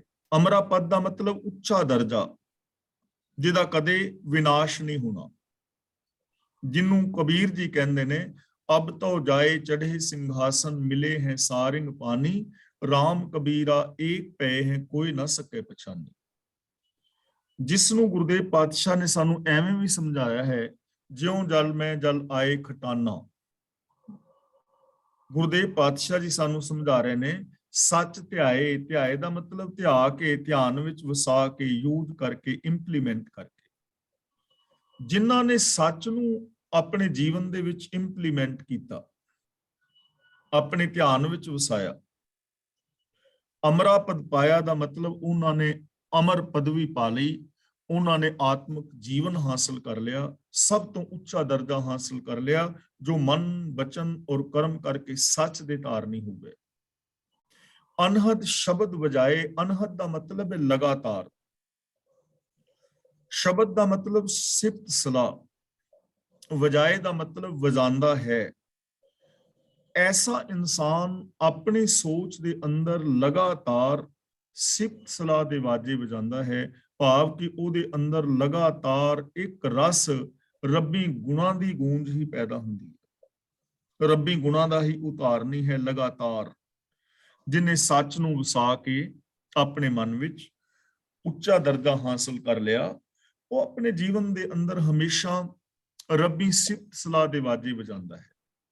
ਇੱਥੇ ਅਨਹਦ ਵਾਜੇ ਦਾ ਮਤਲਬ ਉਹ ਵਾਜੇ ਨਹੀਂ ਜਿਹੜੇ ਜੋਗੀ ਲੋਕ ਦਸਮ ਦੁਆਰ ਵਿੱਚ ਸੁਣਨ ਦਾ ਉਪਦੇਸ਼ ਕਰਦੇ ਨੇ, ਔਰ ਜਿਹਨੂੰ ਬਹੁਤ ਸਾਰੇ ਬਾਬੇ ਵੀ ਇਹ ਗੱਲ ਕਹਿੰਦੇ ਨੇ ਕਿ ਦਸਮ ਦੁਆਰ ਵਿੱਚ ਜਦੋਂ ਪ੍ਰਾਣ ਚੜਾਓਗੇ ਤਾਂ ਤੁਹਾਡੇ ਅੰਦਰ ਬੰਸਰੀਆਂ ਵੱਜਣਗੀਆਂ ਜਾਂ ਢੋਲਕੀਆਂ ਖੜਕਣਗੀਆਂ। ਇਹ ਉਹਨਾਂ ਦੀ ਗੱਲ ਨਹੀਂ ਹੈ। ਅਨਹਦ ਦਾ ਮਤਲਬ ਲਗਾਤਾਰ, ਇੱਕ ਰਸ, ਕੰਟੀਨਿਊ। ਸ਼ਬਦ ਦਾ ਮਤਲਬ ਸਿਫਤ ਸਲਾਹ, ਰੱਬੀ ਗੁਣ। ਵਜਾਏ ਦਾ ਮਤਲਬ ਵਜਾਂਦਾ ਹੈ, ਭਾਵ ਪ੍ਰਭਾਵ ਪਿਆ ਰਹਿੰਦਾ ਹੈ। ਉਸ ਮਨੁੱਖ ਦੇ ਅੰਦਰ ਹਮੇਸ਼ਾ ਰੱਬੀ ਗੁਣਾਂ ਦਾ ਪ੍ਰਭਾਵ ਪਿਆ ਰਹਿੰਦਾ ਹੈ। ਤੇ ਜਦੋਂ ਬੰਦਾ ਐਸੀ ਜ਼ਿੰਦਗੀ ਜੀਂਦਾ ਹੈ ਤਾਂ ਉਹਨੂੰ ਕੀ ਨਜ਼ਰੀ ਪੈਂਦਾ ਹੈ? ਸੱਚੋ ਦਹਿ ਦਿਸ ਪਸਰਿਆ, ਗੁਰ ਕੈ ਸਹਿਜ ਸੁਭਾਏ। ਸੁਭਾਏ ਦਾ ਮਤਲਬ ਪਿਆਰ ਵਿੱਚ। ਦਹਿਦਿਸ ਦਾ ਮਤਲਬ ਦਸੀਂ ਪਾਸੀ। ਗੁਰ ਕੈ ਦਾ ਮਤਲਬ ਗੁਰੂ ਦੀ ਰਾਹੀਂ।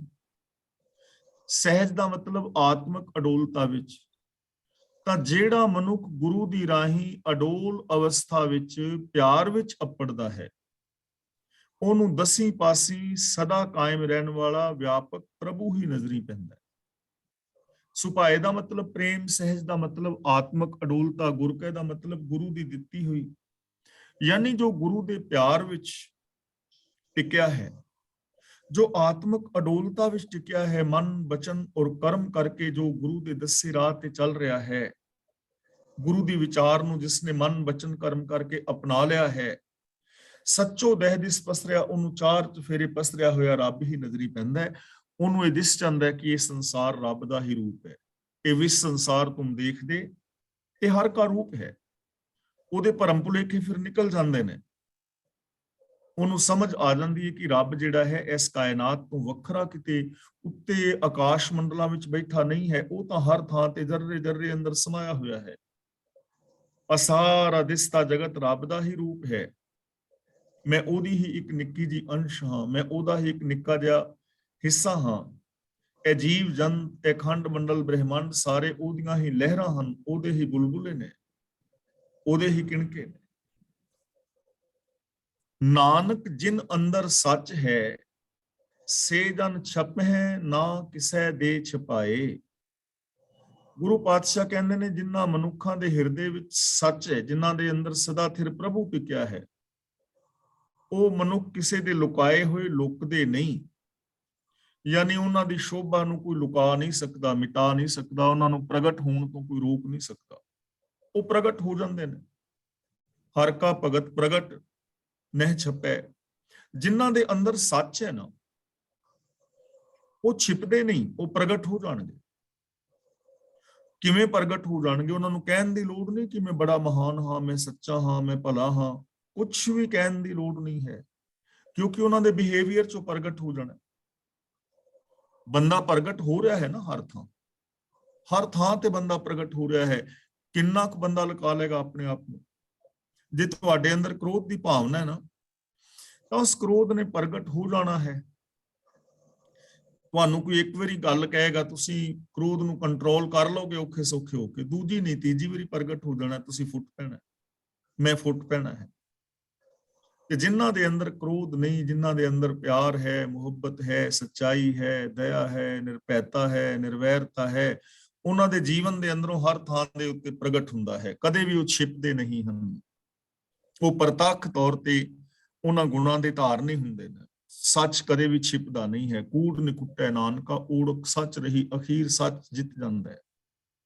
ਤਾਂ ਜਿਨ੍ਹਾਂ ਦੀ ਸੋਚ ਦੇ ਅੰਦਰ ਸੱਚ ਹੁੰਦਾ ਹੈ, ਉਹ ਪ੍ਰਗਟ ਹੋ ਜਾਂਦਾ ਹੈ, ਉਹ ਕਦੇ ਵੀ ਛਿਪਦਾ ਨਹੀਂ ਹੈ। ਤੇ ਯਾਦ ਰੱਖਣਾ, ਜਿਹੜੇ ਪਾਪ ਵਿਕਾਰ ਨੇ, ਜਿਨ੍ਹਾਂ ਦੀ ਸੋਚ ਵਿੱਚ ਪਾਪ ਵਿਕਾਰ ਹੋਣ, ਛਿਪਦੇ ਉਹ ਵੀ ਨਹੀਂ। ਅੰਦਰ ਕਮਾਣਾ ਸਰ ਪਰ ਉਗੜੈ, ਭਾਵੇਂ ਕੋਈ ਬਹਿ ਧਰਤੀ ਵਿੱਚ ਕਮਾਈ। ਜੋ ਅੰਦਰ ਕਮਾਇਆ ਹੁੰਦਾ ਨਾ, ਜੋ ਅੰਦਰ ਸੰਸਕਾਰ ਇਕੱਠੇ ਕੀਤੇ ਹੁੰਦੇ ਨੇ, ਉਹ ਪ੍ਰਗਟ ਹੋ ਜਾਂਦੇ ਨੇ। ਭਾਵੇਂ ਤੁਸੀਂ ਤਹਿ ਖਾਨੇ ਦੇ ਅੰਦਰ ਬੈਠ ਕੇ ਪਾਪ ਕਰਮ ਕਰੋ, ਉਹ ਸੰਸਕਾਰ ਪ੍ਰਗਟ ਹੋ ਜਾਣੇ ਨੇ, ਚਾਹੇ ਉਹ ਚੰਗੇ ਨੇ, ਚਾਹੇ ਉਹ ਮਾੜੇ ਨੇ। ਤਾਂ ਗੁਰੂ ਪਾਤਸ਼ਾਹ ਜੀ ਕਹਿੰਦੇ ਨੇ, ਉਹਨਾਂ ਦੀ ਸ਼ੋਭਾ ਨੂੰ ਕੋਈ ਰੋਕ ਨਹੀਂ ਸਕਦਾ। ਉਹਨਾਂ ਨੂੰ ਇਸ ਸੰਸਾਰ ਦੇ ਅੰਦਰ ਮਾਣ, ਆਦਰ ਔਰ ਸਤਿਕਾਰ ਮਿਲਦਾ ਹੈ, ਜਿਨ੍ਹਾਂ ਦੇ ਅੰਦਰ ਸੱਚ ਹੁੰਦਾ ਹੈ, ਜਿਨ੍ਹਾਂ ਦੇ ਅੰਦਰ ਪ੍ਰਭੂ ਦੇ ਗੁਣ ਵਸਦੇ ਹੁੰਦੇ ਨੇ। ਮਹਿਲਾ ਤੀਜਾ। ਗੁਰ ਸੇਵਾ ਤੇ ਹਰ ਪਾਈਐ, ਜਾ ਕੋ ਨਦਰ ਪੈ ਕਰੇ। ਗੁਰ ਸੇਵਾ ਤੇ ਹਰ ਪਾਈਐ, ਜਾਂ ਕੋ ਨਦਰ ਕਰੇ। ਗੁਰ ਸੇਵਾ ਦਾ ਮਤਲਬ ਗੁਰੂ ਦੀ ਦੱਸੀ ਕਾਰ ਕੀਤਿਆਂ, ਗੁਰੂ ਦਾ ਦੱਸਿਆ ਜੀਵਨ ਜੀਵਿਆਂ, ਗੁਰੂ ਦੀ ਜੋ ਫਿਲਾਸਫੀ ਵਿਚਾਰਧਾਰਾ ਹੈ ਉਹਨੂੰ ਅਪਣਾਉਣ ਦੇ ਨਾਲ, ਗੁਰੂ ਦੇ ਦਿੱਤੇ ਵੇ ਆਫ ਲਾਈਫ ਨੂੰ ਅਪਣਾਉਣ ਨਾਲ। ਤਾਂ ਗੁਰੂ ਦੀ ਦੱਸੀ ਕਾਰ ਕੀਤਿਆਂ ਹਰ ਪਾਈਏ ਦਾ ਮਤਲਬ ਪ੍ਰਭੂ ਮਿਲ ਪੈਂਦਾ ਹੈ। ਜਾਂ ਕੋ ਨਦਰ ਕਰੇ, ਜਿਸ ਉੱਤੇ ਪ੍ਰਭੂ ਮਿਹਰ ਕਰਦਾ ਹੈ, ਉਹ ਗੁਰੂ ਦੀ ਦੱਸੀ ਕਾਰ ਕਰਦਾ ਹੈ, ਉਹ ਗੁਰੂ ਦੇ ਦੱਸੇ ਰਾਹ ਤੇ ਤੁਰਦਾ ਹੈ। ਯਾਨੀ ਗੁਰੂ ਦੇ ਦੱਸੇ ਰਾਹ ਤੇ ਚੱਲਣਾ ਹੀ ਰੱਬ ਦੀ ਮਿਹਰ ਹੈ। ਜਿਹੜਾ ਮਰਜੀ ਇਸ ਮਿਹਰ ਨੂੰ ਪਾ ਸਕਦਾ ਹੈ। ਜੋ ਗੁਰੂ ਦੀ ਦੱਸੀ ਕਾਰ ਕਰੇਗਾ, ਉਹ ਰੱਬ ਦੀ ਰਹਿਮਤ ਦਾ ਪਾਤਰ ਬਣ ਜਾਏਗਾ। ਤੇ ਦੂਜੀ ਗੱਲ ਇਹ ਹੈ, ਜੋ ਰੱਬ ਦੀ ਰਹਿਮਤ ਦਾ ਪਾਤਰ ਬਣਿਆ ਹੈ, ਉਹ ਗੁਰੂ ਦੀ ਕਾਰ ਕਰੇਗਾ। ਇਹ ਦੋਵੇਂ ਚੀਜ਼ਾਂ ਇੰਟਰਰਿਲੇਟਡ ਨੇ, ਇੱਕ ਦੂਜੇ ਦੇ ਨਾਲ ਮਿਲੀਆਂ ਹੋਈਆਂ ਨੇ, ਤਾਣੇ ਪੇਟੇ ਦੀ ਤਰ੍ਹਾਂ। ਰਹਿਮਤ ਹੈ ਤਾਂ ਗੁਰੂ ਦੀ ਕਾਰ ਕਰੇਗਾ, ਗੁਰੂ ਦੀ ਕਾਰ ਕਰੇਗਾ ਤੇ ਰਹਿਮਤ ਹੈ। ਇਹ ਤਾਣੇ ਪੇਟੇ ਦੀ ਤਰ੍ਹਾਂ ਮਿਲੇ ਹੋਏ ਨੇ, ਅਲੱਗ-ਅਲੱਗ ਰੂਪ ਵਿੱਚ ਨਾ ਵੇਖਣਾ। ਤਾਂ ਗੁਰੂ ਪਾਤਸ਼ਾਹ ਜੀ ਕਹਿੰਦੇ ਨੇ, ਗੁਰੂ ਦੇ ਦੱਸੇ ਰਾਹਾਂ ਤੇ ਚੱਲਿਆ ਪ੍ਰਭੂ ਮਿਲ ਪੈਂਦਾ ਹੈ, ਔਰ ਜਿਸ ਦੇ ਉੱਤੇ ਰਹਿਮਤ ਮਿਹਰ ਹੁੰਦੀ ਹੈ, ਉਹ ਗੁਰੂ ਦੀ ਕਾਰ ਕਰਦਾ ਹੈ, ਗੁਰੂ ਦੇ ਦੱਸੇ ਰਾਹ ਤੇ ਚੱਲਦਾ ਹੈ, ਭਾਵ ਉਹ ਪ੍ਰਭੂ ਦੀ ਰਹਿਮਤ ਦਾ ਪਾਤਰ ਬਣ ਜਾਂਦਾ ਹੈ।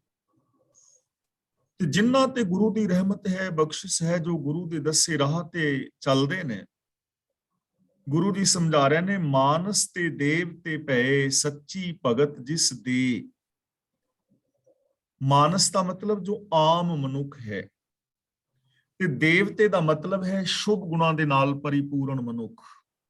ਦੇਵਤੇ ਦਾ ਮਤਲਬ ਕੋਈ ਆਕਾਸ਼ਾਂ ਵਿੱਚ ਵਸਣ ਵਾਲੇ ਦੇਵਤੇ ਨਹੀਂ ਹੈ, ਉਹਨਾਂ ਦੀ ਗੱਲ ਨਹੀਂ ਹੈ।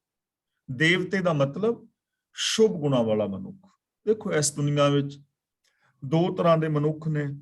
ਇੱਕ ਉਹ ਲੋਕ ਨੇ ਜਿਨ੍ਹਾਂ ਦਾ ਸੁਭਾਅ ਮਾੜਾ ਹੈ, ਆਦਤਾਂ ਮਾੜੀਆਂ ਨੇ, ਜੀਵਨ ਦੇ ਵਿੱਚ ਵਿਕਾਰ, ਪਾਪ, ਅਪਰਾਧ ਨੇ। ਦੂਜੇ ਉਹ ਨੇ ਜਿਨ੍ਹਾਂ ਦੀਆਂ ਆਦਤਾਂ ਬਹੁਤ ਚੰਗੀਆਂ ਨੇ, ਸੁਭਾਅ ਬਹੁਤ ਚੰਗਾ ਹੈ, ਜੀਵਨ ਦੇ ਅੰਦਰ ਸਤ ਸੰਤੋਖ ਆਦਿਕ ਹੈ। ਉਹਨਾਂ ਨੂੰ ਲੋਕ ਦੇਵਤਾ ਕਹਿ ਦਿੰਦੇ ਨੇ। ਤੇ ਜਿਹੜੇ ਮਾੜੇ ਲੋਕ ਨੇ, ਉਹਨਾਂ ਨੂੰ ਲੋਕ ਕਹਿੰਦੇ ਫਲਾਂ ਬੰਦਾ ਤੇ ਰਾਖਸ਼ ਹੈ, ਫਲਾਂ ਬੰਦਾ ਤੇ ਭੂਤਨਾ ਹੈ। ਉਹਨਾਂ ਵਾਸਤੇ ਇਹ ਸ਼ਬਦਾਵਲੀ ਵਰਤੀ ਜਾਂਦੀ ਹੈ। ਤਾਂ ਇੱਥੇ ਗੁਰੂ ਜੀ ਕਹਿੰਦੇ ਨੇ, ਜੋ ਮਨੁੱਖ, ਮਾਨਸ ਦਾ ਮਤਲਬ ਆਮ ਮਨੁੱਖ, ਜਿਸ ਨੂੰ ਗੁਰੂ ਪ੍ਰਭੂ ਦੀ ਸੱਚੀ ਭਗਤੀ ਦਿੰਦਾ ਹੈ, ਸੱਚੇ ਗੁਣਾਂ ਦੇ ਨਾਲ ਜੋੜਦਾ ਹੈ, ਤਾਂ ਉਹ ਇਨਸਾਨ ਆਮ ਮਨੁੱਖਾਂ ਤੋਂ ਦੇਵੀ ਗੁਣਾਂ ਦੇ ਨਾਲ ਸੁਸੱਜਿਤ ਮਨੁੱਖ ਬਣ ਜਾਂਦੇ ਨੇ। ਦੇਵੀ ਗੁਣਾਂ ਵਾਲੇ ਮਨੁੱਖ ਹੋ ਨਿਬੜਦੇ ਨੇ, ਮਹਾਨ ਮਨੁੱਖ ਹੋ ਜਾਂਦੇ ਨੇ, ਨੀਵਿਆਂ ਤੋਂ ਉੱਚੇ ਹੋ ਜਾਂਦੇ ਨੇ, ਪਤਿਤ ਤੋਂ ਪਾਵਨ ਹੋ ਜਾਂਦੇ ਨੇ, ਜਿਨ੍ਹਾਂ ਨੂੰ ਗੁਰੂ ਪ੍ਰਭੂ ਦੀ ਸਦਾ ਕਾਇਮ ਰਹਿਣ ਵਾਲੀ ਭਗਤੀ ਦੀ ਦਾਤ ਦਿੰਦਾ ਹੈ। ਭਗਤੀ ਦਾ ਮਤਲਬ ਪ੍ਰਜਾ ਵਿੱਚ ਤੁਰਨ ਵਾਲਾ ਜੀਵਨ ਬਖਸ਼ਦਾ ਹੈ। ਹਉਮੈ ਮਾਰ ਮਿਲਾਇਨ ਗੁਰ ਕੈ ਸ਼ਬਦ ਸੁੱਚੇ। ਸੁੱਚੇ ਦਾ ਮਤਲਬ ਪਵਿੱਤਰ, ਮਿਲਾਇਨ ਦਾ ਮਤਲਬ ਮਿਲਾ ਲਏ ਹਨ, ਕੈ ਸ਼ਬਦ ਦਾ ਮਤਲਬ ਸ਼ਬਦ ਦੀ ਰਾਹੀਂ, ਗੁਰ ਕੈ ਸ਼ਬਦ ਦਾ ਮਤਲਬ ਗੁਰੂ ਦੇ ਸ਼ਬਦ ਦੀ ਰਾਹੀਂ। ਗੁਰੂ ਦੇ ਸ਼ਬਦ, ਉਪਦੇਸ਼, ਵਿਚਾਰਧਾਰਾ ਦੀ ਰਾਹੀਂ ਜਿਹੜੇ ਮਨੁੱਖ ਪਵਿੱਤਰ ਜੀਵਨ ਵਾਲੇ ਬਣ ਗਏ ਹਨ, ਪ੍ਰਭੂ ਨੇ ਉਹਨਾਂ ਦੇ ਅੰਦਰੋਂ ਹਉਮੈ ਮੁਕਾ ਕੇ ਉਹਨਾਂ ਨੂੰ ਆਪਣੇ ਨਾਲ ਮਿਲਾ ਲਿਆ ਹੈ। ਯਾਨੀ ਜੋ ਇਨਸਾਨ ਗੁਰੂ ਦੇ ਸ਼ਬਦ ਮੁਤਾਬਕ ਜ਼ਿੰਦਗੀ ਜੀਂਦੇ ਹਨ, ਉਹਨਾਂ ਦੇ ਅੰਦਰ ਹਉਮੈ ਨਹੀਂ ਹੁੰਦੀ, ਉਹਨਾਂ ਦੇ ਅੰਦਰ ਅਪਵਿੱਤਰਤਾ ਨਹੀਂ ਹੁੰਦੀ। ਹਉਮੈ ਨੂੰ ਖਤਮ ਕਰਕੇ ਉਹ ਪਵਿੱਤਰ ਸੋਚ ਵਾਲੇ ਬਣ ਜਾਂਦੇ ਨੇ, ਤੇ ਐਸੇ ਪਵਿੱਤਰ ਸੋਚ ਵਾਲਿਆਂ ਨੂੰ ਪ੍ਰਭੂ ਆਪਣੇ ਅੰਦਰ ਮਿਲਾ ਲੈਂਦਾ ਹੈ। ਯਾਨੀ ਉਹ ਬੰਦੇ ਰੱਬ ਵਰਗੇ ਹੀ ਹੋ ਜਾਂਦੇ ਨੇ। ਕੌਣ? ਜੋ ਹਉਮੈ ਨੂੰ ਮਾਰ ਕੇ ਆਪਣੀ ਸੋਚ ਨੂੰ ਪਵਿੱਤਰ ਕਰ ਲੈਂਦੇ ਨੇ। ਗੱਲ ਸਾਰੀ ਸੋਚ ਦੀ ਹੈ। ਸੋਚ ਦੇ ਅੰਦਰ ਹੀ ਹਉਮੈ ਹੈ, ਸੋਚ ਅੰਦਰ ਨਿਮਰਤਾ ਵੀ ਹੈ, ਸੋਚ ਅੰਦਰ ਔਗਣ ਵੀ ਨੇ, ਸੋਚ ਅੰਦਰ ਗੁਣ ਵੀ ਨੇ। ਸਿਰਫ ਸੋਚ ਹੀ ਬਦਲਣੀ ਹੈ। ਨਿਮਰਤਾ ਦੇ ਧਾਰਨੀ ਹੋਣਾ ਹੈ, ਗੁਣਾਂ ਦੇ ਧਾਰਨੀ ਹੋਣਾ ਹੈ, ਤੇ ਬੰਦਾ ਰੱਬ ਵਰਗਾ ਹੋ ਜਾਏ। ਨਾਨਕ ਸਹਿਜੇ ਮਿਲ ਰਹੇ ਨਾਮ ਵਡਿਆਈ ਦੇ। ਸਹਿਜੇ ਦਾ ਮਤਲਬ ਆਤਮਿਕ ਅਡੋਲਤਾ ਵਿੱਚ ਟਿਕ ਕੇ, ਵਡਿਆਈ ਦਾ ਮਤਲਬ ਗੁਣ। ਗੁਰੂ ਜੀ ਕਹਿੰਦੇ ਨੇ, ਇਹ ਨਾਨਕ ਆਖ ਕੇ ਭਾਈ, ਜਿਸ ਮਨੁੱਖ ਨੂੰ ਪ੍ਰਭੂ ਸ਼ੁਭ ਗੁਣਾਂ ਦੀ ਦਾਤ ਬਖਸ਼ਦਾ ਹੈ, ਸਹਿਜੇ ਮਿਲ ਰਹੇ ਦਾ ਮਤਲਬ ਆਤਮਿਕ ਅਡੋਲਤਾ ਵਿੱਚ ਟਿਕ ਕੇ ਉਹ ਹਮੇਸ਼ਾ ਪ੍ਰਭੂ ਦੇ ਅੰਦਰ ਹੀ ਮਿਲਿਆ ਰਹਿੰਦਾ ਹੈ, ਪ੍ਰਭੂ ਦੇ ਨਾਲ ਹੀ ਜੁੜਿਆ ਰਹਿੰਦਾ ਹੈ। ਜਿਨ੍ਹਾਂ ਨੂੰ ਪ੍ਰਭੂ ਗੁਣਾਂ ਦੀ ਦਾਤ ਬਖਸ਼ਦਾ ਹੈ, ਨਾਮ ਵਡਿਆਈ ਦਾ ਮਤਲਬ ਗੁਣਾਂ ਦੀ ਦਾਤ, ਸਿਫਤ ਸਲਾਹ ਦੀ ਦਾਤ, ਉਹ ਆਤਮਿਕ ਅਡੋਲਤਾ ਅੰਦਰ ਟਿਕ ਕੇ ਰੱਬ ਦੇ ਵਿੱਚ ਹੀ ਹਮੇਸ਼ਾ ਮਿਲੇ ਰਹਿੰਦੇ ਨੇ। ਪੌੜੀ, ਗੁਰ ਸਤਿਗੁਰ ਵਿੱਚ ਨਾਵੇਂ ਕੀ ਵੱਡੀ ਵਡਿਆਈ, ਹਰ ਕਰਤੈ ਆਪ ਵਧਾਈ। ਕਿ ਹੈ ਭਾਈ, ਗੁਰੂ ਦੇ ਅੰਦਰ ਪ੍ਰਭੂ ਦੇ ਹੁਕਮ ਦੀ ਵੱਡੀ ਵਡਿਆਈ ਹੈ, ਯਾਨੀ ਵੱਡਾ ਗੁਣ ਹੈ। ਪ੍ਰਭੂ ਨੇ ਇਹ ਗੁਣ ਆਪ ਹੀ ਗੁਰੂ ਦੇ ਵਿੱਚ ਵਧਾਇਆ ਹੈ। ਯਾਨੀ ਗੁਰੂ ਦੇ ਅੰਦਰ ਪ੍ਰਭੂ ਦੇ ਹੁਕਮ ਰਜ਼ਾ ਦੇ ਅੰਦਰ ਰਹਿਣ ਦੀ ਬਹੁਤ ਵੱਡੀ ਵਡਿਆਈ ਹੈ, ਮਹਾਨ ਵੱਡਾ ਗੁਣ ਹੈ। ਔਰ ਯਾਦ ਰੱਖਣਾ, ਸਾਰੇ ਗੁਰੂ ਗ੍ਰੰਥ ਸਾਹਿਬ ਜੀ ਦੀ ਪਾਵਨ ਬਾਣੀ ਸਾਨੂੰ ਰੱਬੀ ਹੁਕਮ ਦੇ ਅੰਦਰ ਤੁਰਨ ਦੀ ਪ੍ਰੇਰਨਾ ਦਿੰਦੀ ਹੈ। ਅਸੀਂ ਜਪਜੀ ਸਾਹਿਬ ਜੀ ਦੇ ਵਿੱਚ ਸ਼ੁਰੂ ਵਿੱਚ ਹੀ ਵਿਚਾਰ ਲਿਆ ਸੀ ਕਿ ਹੁਕਮ ਰਜ਼ਾਈ ਚੱਲਣਾ ਨਾਨਕ ਲਿਖਿਆ ਨਾਲ, ਕਿ ਇਹ ਦੁਨੀਆ ਦੀ ਹਰ ਸ਼ੈ ਹੁਕਮ ਰਜ਼ਾ ਭਾਣੇ ਸਿਸਟਮ ਦੇ ਅੰਦਰ ਹੈ, ਔਰ ਸਚਿਆਰ ਹੋਣ ਦਾ ਇੱਕੋ ਇੱਕ ਸਾਧਨ ਹੈ ਰੱਬੀ ਰਜ਼ਾ ਦੇ ਵਿੱਚ ਤੁਰਨਾ, ਮਨ, ਬਚਨ ਔਰ ਕਰਮ ਕਰਕੇ। ਤੇ ਇਹ ਵੱਡੀ ਵਡਿਆਈ ਹੈ ਗੁਰੂ ਦੀ, ਜੋ ਗੁਰੂ ਨੇ ਸਾਰੇ ਸੰਸਾਰ ਨੂੰ ਰੱਬੀ ਰਜ਼ਾ ਦੇ ਹੁਕਮ ਦੇ ਅੰਦਰ ਤੁਰਨ ਦੀ ਪ੍ਰੇਰਣਾ ਦਿੱਤੀ ਹੈ। ਔਰ ਇਹ ਪ੍ਰਭੂ ਨੇ ਆਪ ਹੀ ਗੁਰੂ ਦੇ ਅੰਦਰ ਇਹ ਗੁਣ ਵਧਾਇਆ ਹੈ, और याद रखना गुरु और प्रभु भी एक ही ने, गुर परमेश्वर एक को जान। सेवक सिख सब वेख वेख जीवन, ਉਹਨਾਂ ਅੰਦਰ ਹਿਰਦੈ ਭਾਈ। ਭਾਈ ਦਾ ਮਤਲਬ ਚੰਗੀ ਲੱਗੀ, ਜੀਵਨ ਦਾ ਮਤਲਬ ਆਤਮਿਕ ਜੀਵਨ ਹਾਸਲ ਕਰਦੇ ਨੇ। ਸਤਿਗੁਰ ਦੇ ਸੇਵਕ ਸਿੱਖ ਗੁਰੂ ਦੇ ਇਸ ਗੁਣ ਨੂੰ ਵੇਖ ਵੇਖ ਕੇ ਆਤਮਿਕ ਜੀਵਨ ਹਾਸਲ ਕਰਦੇ ਨੇ, ਔਰ ਉਹਨਾਂ ਨੂੰ ਗੁਰੂ ਦਾ ਇਹ ਗੁਣ ਆਪਣੇ ਹਿਰਦੇ ਦੇ ਅੰਦਰ ਪਿਆਰਾ ਲੱਗਦਾ ਹੈ। ਇਹ ਜੋ ਵਡਿਆਈ ਹੈ ਨਾ ਪ੍ਰਭੂ ਦੀ, ਹੁਕਮ ਦੀ, ਗੁਰੂ ਦੇ ਸਿੱਖ ਆਪਣੇ ਗੁਰੂ ਦੇ ਜੀਵਨ ਦੇ ਅੰਦਰ ਇਸ ਗੁਣ ਨੂੰ ਵੇਖ ਵੇਖ ਕੇ ਜੀਂਦੇ ਨੇ, ਆਤਮਿਕ ਜੀਵਨ ਹਾਸਲ ਕਰਦੇ ਨੇ, ਔਰ ਉਹਨਾਂ ਨੂੰ ਇਹ ਗੁਣ ਪਿਆਰਾ ਲੱਗਦਾ ਹੈ। ਔਰ ਹਕੀਕਤ ਹੈ, ਜਦੋਂ ਅਸੀਂ ਇਤਿਹਾਸ ਨੂੰ ਪੜ੍ਹਦੇ ਹਾਂ ਤਾਂ ਗੁਰੂ ਦੇ ਸਿੱਖਾਂ ਨੇ ਗੁਰੂ ਦੇ ਜੀਵਨ ਨੂੰ, ਸ਼ਖਸੀਅਤ ਨੂੰ ਤੱਕਿਆ ਹੈ, ਔਰ ਗੁਰੂ ਪਾਸੋਂ ਇਹ ਗੁਣ ਸਿੱਖਿਆ ਹੈ। ਜੇ ਗੁਰੂ ਸਾਹਿਬ ਜੀ ਤੱਤੀਆਂ ਤਵੀਆਂ ਤੇ ਬੈਠੇ ਨੇ, ਦੇਗਾਂ ਵਿੱਚ ਉਬਲੇ ਨੇ, ਤਾਂ ਅਸੀਂ ਅੱਗੇ ਚੱਲ ਕੇ ਵੇਖਦੇ ਹਾਂ ਭਾਈ ਦਿਆਲਾ ਜੀ, ਭਾਈ ਸਤੀ ਦਾਸ ਜੀ, ਭਾਈ ਮਤੀ ਦਾਸ ਜੀ ਆਰਿਆਂ ਦੇ ਨਾਲ ਚਿਰ ਗਏ ਨੇ, ਦੇਗਾਂ ਵਿੱਚ ਉਬਲ ਗਏ ਨੇ, ਰੂਹ ਦੇ ਅੰਦਰ ਜਿੰਦਾ ਜਲ ਗਏ ਨੇ। ਗੁਰੂ ਸਾਹਿਬ ਜੀ ਆਪਣਾ ਸ਼ੀਸ਼ ਵਾਰ ਰਹੇ ਨੇ, ਸਿੱਖ ਵੀ ਵਾਰ ਰਹੇ ਨੇ। ਗੁਰੂ ਨੇ ਆਪਣੇ ਬੱਚੇ ਕੁਰਬਾਨ ਕੀਤੇ ਨੇ, ਗੁਰੂ ਦੇ ਬੱਚਿਆਂ ਨੇ ਸ਼ਹਾਦਤ ਦਿੱਤੀ ਹੈ। ਤਾਂ ਅਸੀਂ ਦੇਖਦੇ ਹਾਂ ਅੱਗੇ ਨੌਜਵਾਨ ਜੋ ਧੀਆਂ ਭੈਣਾਂ ਜਿਨ੍ਹਾਂ ਦੇ ਮਾਸੂਮ ਬੱਚਿਆਂ ਦੇ ਟੁਕੜੇ ਟੁਕੜੇ ਕਰਕੇ ਗਲਿਆਂ ਦੇ ਹਾਰ ਬਣਾ ਦਿੱਤੇ ਗਏ, ਉਹਨਾਂ ਨੇ ਵੀ ਬਣਵਾਏ ਨੇ। ਆਪਣੇ ਬੱਚਿਆਂ ਦਾ ਕਲੇਜਾ ਆਪਣੇ ਮੂੰਹ ਦੇ ਅੰਦਰ ਸਿੱਖਾਂ ਨੇ ਪਵਾਇਆ ਹੈ, ਯਾਨੀ ਰਜ਼ਾ ਭਾਣੇ ਨੂੰ ਵੇਖਿਆ ਹੈ ਗੁਰੂ ਦੇ ਅੰਦਰ, ਉਹ ਗੁਣ ਗੁਰੂ ਦਾ ਅਪਣਾਇਆ ਹੈ, ਉਹਨਾਂ ਨੂੰ ਉਹ ਜੀਵਨ ਪਿਆਰਾ ਲੱਗਿਆ ਹੈ। ਔਰ ਗੁਰੂ ਦੇ ਸਿੱਖ ਗੁਰੂ ਨੂੰ ਵੇਖ ਵੇਖ ਕੇ ਆਤਮਿਕ ਜੀਵਨ ਜੀਂਦੇ। ਗੁਰੂ ਦੇ ਸਿੱਖ ਗੁਰੂ ਦੇ ਇਸ ਆਤਮਿਕ ਜੀਵਨ ਦੇਣ ਵਾਲੇ ਗੁਣ ਨੂੰ ਵੇਖ ਵੇਖ ਕੇ ਆਤਮਿਕ ਜੀਵਨ ਹਾਸਲ ਕਰਦੇ ਨੇ, ਔਰ ਉਹਨਾਂ ਨੂੰ ਗੁਰੂ ਦੇ ਇਹ ਮਹਾਨ ਗੁਣ ਪਿਆਰੇ ਲੱਗਦੇ ਨੇ। ਨਿੰਦਕ ਦੁਸ਼ਟ ਵਡਿਆਈ ਵੇਖ ਨਾ ਸਕਣ, ਉਹਨਾਂ ਪਰਾਇਆ ਭਲਾ ਨਾ ਸੁਖਾਈ। ਸੁਖਾਈ ਦਾ ਮਤਲਬ ਚੰਗਾ ਨਹੀਂ ਲੱਗਦਾ। ਜੋ ਗੁਰੂ ਦੀ ਨਿੰਦਿਆ ਕਰਨ ਵਾਲੇ ਨੇ, ਵੈਰ ਕਰਨ ਵਾਲੇ ਨੇ, ਦੁਸ਼ਟ ਦਾ ਮਤਲਬ ਜੋ ਭੈੜੇ ਬੰਦੇ ਨੇ, ਉਹ ਸਤਿਗੁਰ ਦੀ ਇਸ ਵਡਿਆਈ ਨੂੰ ਵੇਖ ਕੇ ਸਹਾਰ ਨਹੀਂ ਸਕਦੇ, ਕਿਉਂਕਿ ਉਹਨਾਂ ਨੂੰ ਕਿਸੇ ਹੋਰ ਦਾ ਭਲਾ ਹੁੰਦਾ ਚੰਗਾ ਲੱਗਦਾ ਹੀ ਨਹੀਂ। ਜਿਹੜੇ ਭੈੜੇ ਬੰਦੇ ਨੇ ਨਾ, ਦੁਸ਼ਟ ਨੇ, ਮਾੜੀ ਬਿਰਤੀ ਵਾਲੇ ਨੇ, ਉਹ ਗੁਰੂ ਦੀ ਇਸ ਵਡਿਆਈ ਨੂੰ ਵੇਖ ਕੇ ਸਹਾਰਦੇ ਨਹੀਂ, ਕਿਉਂਕਿ ਉਹਨਾਂ ਨੂੰ ਕਿਸੇ ਨੂੰ ਸੁੱਖ ਚੰਗਾ ਲੱਗਦਾ ਹੀ ਨਹੀਂ ਕਿ ਕੋਈ ਹੋਰ ਬੰਦਾ ਸੁਖੀ ਹੋਵੇ, ਕਿਸੇ ਹੋਰ ਦਾ ਵੀ ਭਲਾ ਹੋਵੇ, ਉਹਨਾਂ ਨੂੰ ਇਹ ਚੰਗਾ ਹੀ ਨਹੀਂ ਲੱਗਦਾ। ਤੇ ਅਸੀਂ ਦੇਖਦੇ ਹਾਂ ਹੁਣ ਗੁਰੂ ਨਾਨਕ ਪਾਤਸ਼ਾਹ ਜੀ ਮਹਾਰਾਜ ਨੂੰ ਹੀ ਕੁਝ ਲੋਕ ਭੂਤਨਾ ਬੇਤਾਲਾ ਕੁਰਾਈਆ ਕਹਿ ਰਹੇ ਨੇ। ਕੋਈ ਆਖੇ ਭੂਤਨਾ, ਕੋ ਕਹੇ ਬੇਤਾਲਾ, ਕੋਈ ਆਖੇ ਆਦਮੀ ਨਾਨਕ ਵਿਚਾਰਾ। ਗੁਰੂ ਦੀ ਇਸ ਵਡਿਆਈ ਨੂੰ ਨਹੀਂ ਸਹਾਰ ਸਕਦੇ, ਪਰਾਏ ਭਲੇ ਨੂੰ ਨਹੀਂ ਸਹਾਰ ਸਕਦੇ, ਤਾਂ ਗੁਰੂ ਅਰਜਨ ਦੇਵ ਜੀ ਨੂੰ ਹੀ ਸ਼ਹੀਦ ਕਰ ਰਹੇ ਨੇ, ਗੁਰੂ ਤੇਗ ਬਹਾਦਰ ਜੀ ਨੂੰ ਸ਼ਹੀਦ ਕਰ ਰਹੇ ਨੇ, ਗੁਰੂ ਦੇ ਬੱਚਿਆਂ ਨੂੰ ਨੀਹਾਂ ਵਿੱਚ ਚਿਣ ਰਹੇ ਨੇ। ਅੱਜ ਵੀ ਅਸੀਂ ਵੇਖਦੇ ਹਾਂ ਕਿ ਜਿਨ੍ਹਾਂ ਲੋਕਾਂ ਨੂੰ ਕਿਸੇ ਦਾ ਭਲਾ ਹੁੰਦਾ ਚੰਗਾ ਨਹੀਂ ਲੱਗਦਾ, ਵਡਿਆਈ ਚੰਗੀ ਨਹੀਂ ਲੱਗਦੀ, ਉਹ ਈਰਖਾ, ਦਵੇਸ਼, ਵੈਰ ਵਿਰੋਧ ਦੇ ਨਾਲ ਕਿਵੇਂ ਆਪਣੀ ਮਾੜੀ ਜ਼ਿੰਦਗੀ ਬਤੀਤ ਕਰਦੇ ਨੇ। ਇਹ ਸਾਰੇ ਉਹ ਲੋਕ ਹੁੰਦੇ ਨੇ ਜਿਨ੍ਹਾਂ ਨੂੰ ਪਰਾਇਆ ਭਲਾ ਚੰਗਾ ਨਹੀਂ ਲੱਗਦਾ, ਗੁਰੂ ਦੀ ਵਡਿਆਈ ਨੂੰ ਵੇਖ ਹੀ ਨਹੀਂ ਸਕਦੇ। ਕਿਆ ਹੋਵੇ ਕਿਸ ਹੀ ਕੀ ਝੱਖ ਮਾਰੀ, ਜਾਂ ਸੱਚੇ ਸਿਉ ਬਣ ਆਈ। ਪਰ ਜਦੋਂ ਗੁਰੂ ਦਾ ਪਿਆਰ ਸਦਾ ਕਾਇਮ ਰਹਿਣ ਵਾਲੇ ਪ੍ਰਭੂ ਦੇ ਨਾਲ ਬਣਿਆ ਹੋਇਆ ਹੈ, ਤਾਂ ਕਿਸੇ ਦੇ ਝੱਖ ਮਾਰਿਆ ਕੀ ਹੁੰਦਾ ਹੈ, ਗੁਰੂ ਦਾ ਕੁਝ ਵਿਗਾੜ ਨਹੀਂ ਸਕਦਾ। ਕੀ ਵਿਗਾੜ ਲੇਗਾ ਗੁਰੂ ਦਾ, ਗੁਰੂ ਦੇ ਗਿਆਨ ਦਾ, ਗੁਰੂ ਦੇ ਸਿਧਾਂਤਾਂ ਦਾ, ਸੱਚ ਦਾ ਕੋਈ ਕੀ ਵਿਗਾੜ ਲਵੇਗਾ, ਕਿਉਂਕਿ ਸੱਚ ਨੇ ਕਦੇ ਖਤਮ ਨਹੀਂ ਹੋਣਾ ਹੁੰਦਾ। ਕੂੜ ਨਿਖੁੱਟੈ ਨਾਨਕਾ, ਓੜਕ ਸੱਚ ਰਹੀ।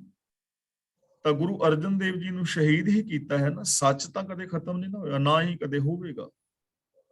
ਛੋਟੇ ਸਾਹਿਬਜ਼ਾਦਿਆਂ ਨੂੰ ਸ਼ਹੀਦ ਕਰ ਦਿੱਤਾ ਹੈ, ਪਰ ਕੀ ਸ਼ਹੀਦ ਕਰਨ ਦੇ ਨਾਲ, ਨੀਹਾਂ ਵਿੱਚ ਚਿਣਨ ਦੇ ਨਾਲ ਸੱਚਾਈ ਖਤਮ ਹੋ ਗਈ ਹੈ? ਕਦੇ ਵੀ ਨਹੀਂ।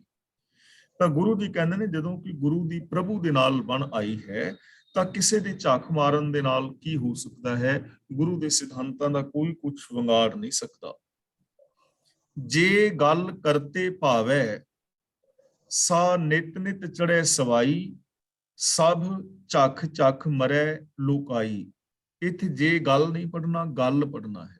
ਜੇ ਗੱਲ ਦਾ ਮਤਲਬ ਜਿਹੜੀ ਗੱਲ, ਚੜ੍ਹੈ ਸਵਾਈ ਦਾ ਮਤਲਬ ਵੱਧਦੀ ਹੈ, ਲੋਕਾਈ ਦਾ ਮਤਲਬ ਖਲਕਤ, ਖਪ ਖਪ ਮਰੇ ਦਾ ਮਤਲਬ ਖਿੱਜ ਖਿੱਜ ਕੇ ਦੁਖੀ ਹੁੰਦੀ ਹੈ। ਤਾਂ ਜਿਹੜੀ ਗੱਲ ਕਰਤਾਰ ਨੂੰ ਚੰਗੀ ਲੱਗਦੀ ਹੈ, ਉਹ ਦਿਨੋਂ ਦਿਨ ਵੱਧਦੀ ਹੈ, ਤੇ ਨਿੰਦਾ ਕਰਨ ਵਾਲੀ ਸਾਰੀ ਲੁਕਾਈ ਖਿੱਚ ਖਿੱਚ ਕੇ ਆਤਮਿਕ ਮੌਤ ਸਹੇੜਦੀ ਹੈ। ਜਿਹੜੀ ਗੱਲ ਕਰਤੇ ਨੂੰ ਚੰਗੀ ਲੱਗਦੀ ਹੈ, ਉਸ ਗੱਲ ਨੇ ਦਿਨੋਂ ਦਿਨ ਵਧਣਾ ਹੈ, ਫੁੱਲਣਾ ਹੈ, ਉਹਨੇ ਫਲੀਭੂਤ ਹੋਣਾ ਹੈ। ਤੇ ਜਿਹੜੇ ਝਖਾ ਮਾਰਨ ਵਾਲੇ ਨੇ, ਵਿਰੋਧੀ ਨੇ ਸੱਚ ਦੇ, ਉਹ ਚੱਕ ਕੇ ਖੱਪ ਕੇ ਆਤਮਿਕ ਮੌਤੇ ਮਰਦੇ ਰਹਿੰਦੇ ਨੇ, ਬੁਰਾਈਆਂ ਸਹਿੜਦੇ ਰਹਿੰਦੇ ਨੇ, ਮੱਥੇ ਤੇ ਕਲੰਕ ਲਗਵਾਉਂਦੇ ਰਹਿੰਦੇ ਨੇ। ਜੋ ਰੱਬ ਦੀ ਰਜ਼ਾ ਦੇ ਵਿੱਚ ਜਿਹੜੀ ਗੱਲ ਹੈ, ਉਹਨੇ ਵਧਣਾ ਹੀ ਵਧਣਾ ਹੈ। ਰੱਬ ਦੀ ਰਜ਼ਾ ਨੂੰ ਬਦਲਿਆ ਨਹੀਂ ਜਾ ਸਕਦਾ, ਰੱਬੀ ਰਜ਼ਾ ਦੇ ਉਲਟ ਕੁਛ ਕੀਤਾ ਨਹੀਂ ਜਾ ਸਕਦਾ। ਤਾਂ ਗੁਰੂ ਜੀ ਕਹਿੰਦੇ ਨੇ, ਕਿਉਂਕਿ ਗੁਰੂ ਰੱਬੀ ਰਜ਼ਾ ਵਿੱਚ ਤੁਰਨ ਵਾਲੇ ਨੇ, ਰੱਬੀ ਰਜ਼ਾ ਦੇ ਵਿੱਚ ਤੁਰਨ ਦਾ ਉਪਦੇਸ਼ ਦਿੰਦੇ ਨੇ, ਤੇ ਰੱਬੀ ਰਜ਼ਾ ਨੂੰ ਕਦੇ ਵੀ ਖਤਮ ਕੀਤਾ ਨਹੀਂ ਜਾ ਸਕਦਾ, ਰੱਬੀ ਰਜ਼ਾ ਤੋਂ ਉਲਟ ਕੁਛ ਕੀਤਾ ਨਹੀਂ ਜਾ ਸਕਦਾ। ਇਸ ਲਈ ਰੱਬੀ ਰਜ਼ਾ ਤੋਂ ਉਲਟ ਬੋਲਣ ਵਾਲੇ, ਖਪਣ ਵਾਲੇ, ਖਪ ਕੇ ਗੁਰੂ ਦੇ ਸਿਧਾਂਤਾਂ ਦਾ ਵਿਰੋਧ ਕਰ ਕਰਕੇ, ਸੱਚ ਦਾ ਵਿਰੋਧ ਕਰ ਕਰਕੇ ਆਤਮਿਕ ਮੌਤ ਸਹਿੜਦੇ ਰਹਿੰਦੇ ਨੇ, ਔਰ ਆਪਣੇ ਜੀਵਨ ਨੂੰ ਐਵੇਂ ਹੀ ਬਰਬਾਦ ਜਿਹੜਾ ਹੈ ਕਰਦੇ ਰਹਿੰਦੇ ਨੇ। ਗੁਰੂ ਦੀ ਰਹਿਮਤ ਔਰ ਬਖਸ਼ਿਸ਼ ਕਰਨ ਅਸੀਂ ਗੁਰੂ ਪਾਤਸ਼ਾਹ ਜੀ ਦੀ ਪਾਵਨ ਬਾਣੀ ਨੂੰ ਆਪ ਪੜ੍ਹੀਏ, ਆਪ ਵਿਚਾਰੀਏ, ਔਰ ਗੁਰਬਾਣੀ ਆਸ਼ੇ ਅਨੁਸਾਰ ਜ਼ਿੰਦਗੀ ਜੀ ਕੇ ਆਪਣੇ ਜੀਵਨ ਨੂੰ ਸਫਲ ਔਰ ਸੁਚੱਜਾ ਕਰੀਏ। ਤਾਂ ਅੱਜ ਦੀ ਜੋ ਵਿਚਾਰ ਹੈ, ਇਹਨੂੰ ਅਸੀਂ ਇੱਥੇ ਸਮਾਪਤ ਕਰਦੇ ਹਾਂ ਜੀ। ਅੱਜ ਦੀ ਇਸ ਵਿਚਾਰ ਵਿੱਚ ਜੇ ਕਿਸੇ ਵੀਰ ਭੈਣ ਨੇ ਕੋਈ ਛੋਟਾ ਮੋਟਾ ਸਵਾਲ ਕਰਨਾ ਹੈ ਤਾਂ ਉਹ ਸਵਾਲ ਕਰ ਸਕਦਾ ਹੈ, ਔਰ ਜੇ ਕਿਸੇ ਵੀਰ ਭੈਣ ਨੇ ਅੱਜ ਦੇ ਇਸ ਵਿਚਾਰ ਬਾਰੇ ਆਪਣਾ ਕੋਈ ਵਿਚਾਰ ਦੇਣਾ ਹੈ ਤਾਂ ਉਹ ਅਨਮਿਊਟ ਹੋ ਕੇ ਆਪਣਾ ਵਿਚਾਰ ਦੇ ਸਕਦਾ ਹੈ। ਅਗਲੀ ਜੋ ਕਲਾਸ ਦੀ ਕਾਰਵਾਈ ਹੈ ਉਹ ਸਰਦਾਰ ਗੁਰਚਰਨ ਸਿੰਘ ਜੀ TC ਜੀ ਕਰ ਰਹੇ ਨੇ। ਵਾਹਿਗੁਰੂ ਜੀ ਕਾ ਖਾਲਸਾ, ਵਾਹਿਗੁਰੂ ਜੀ।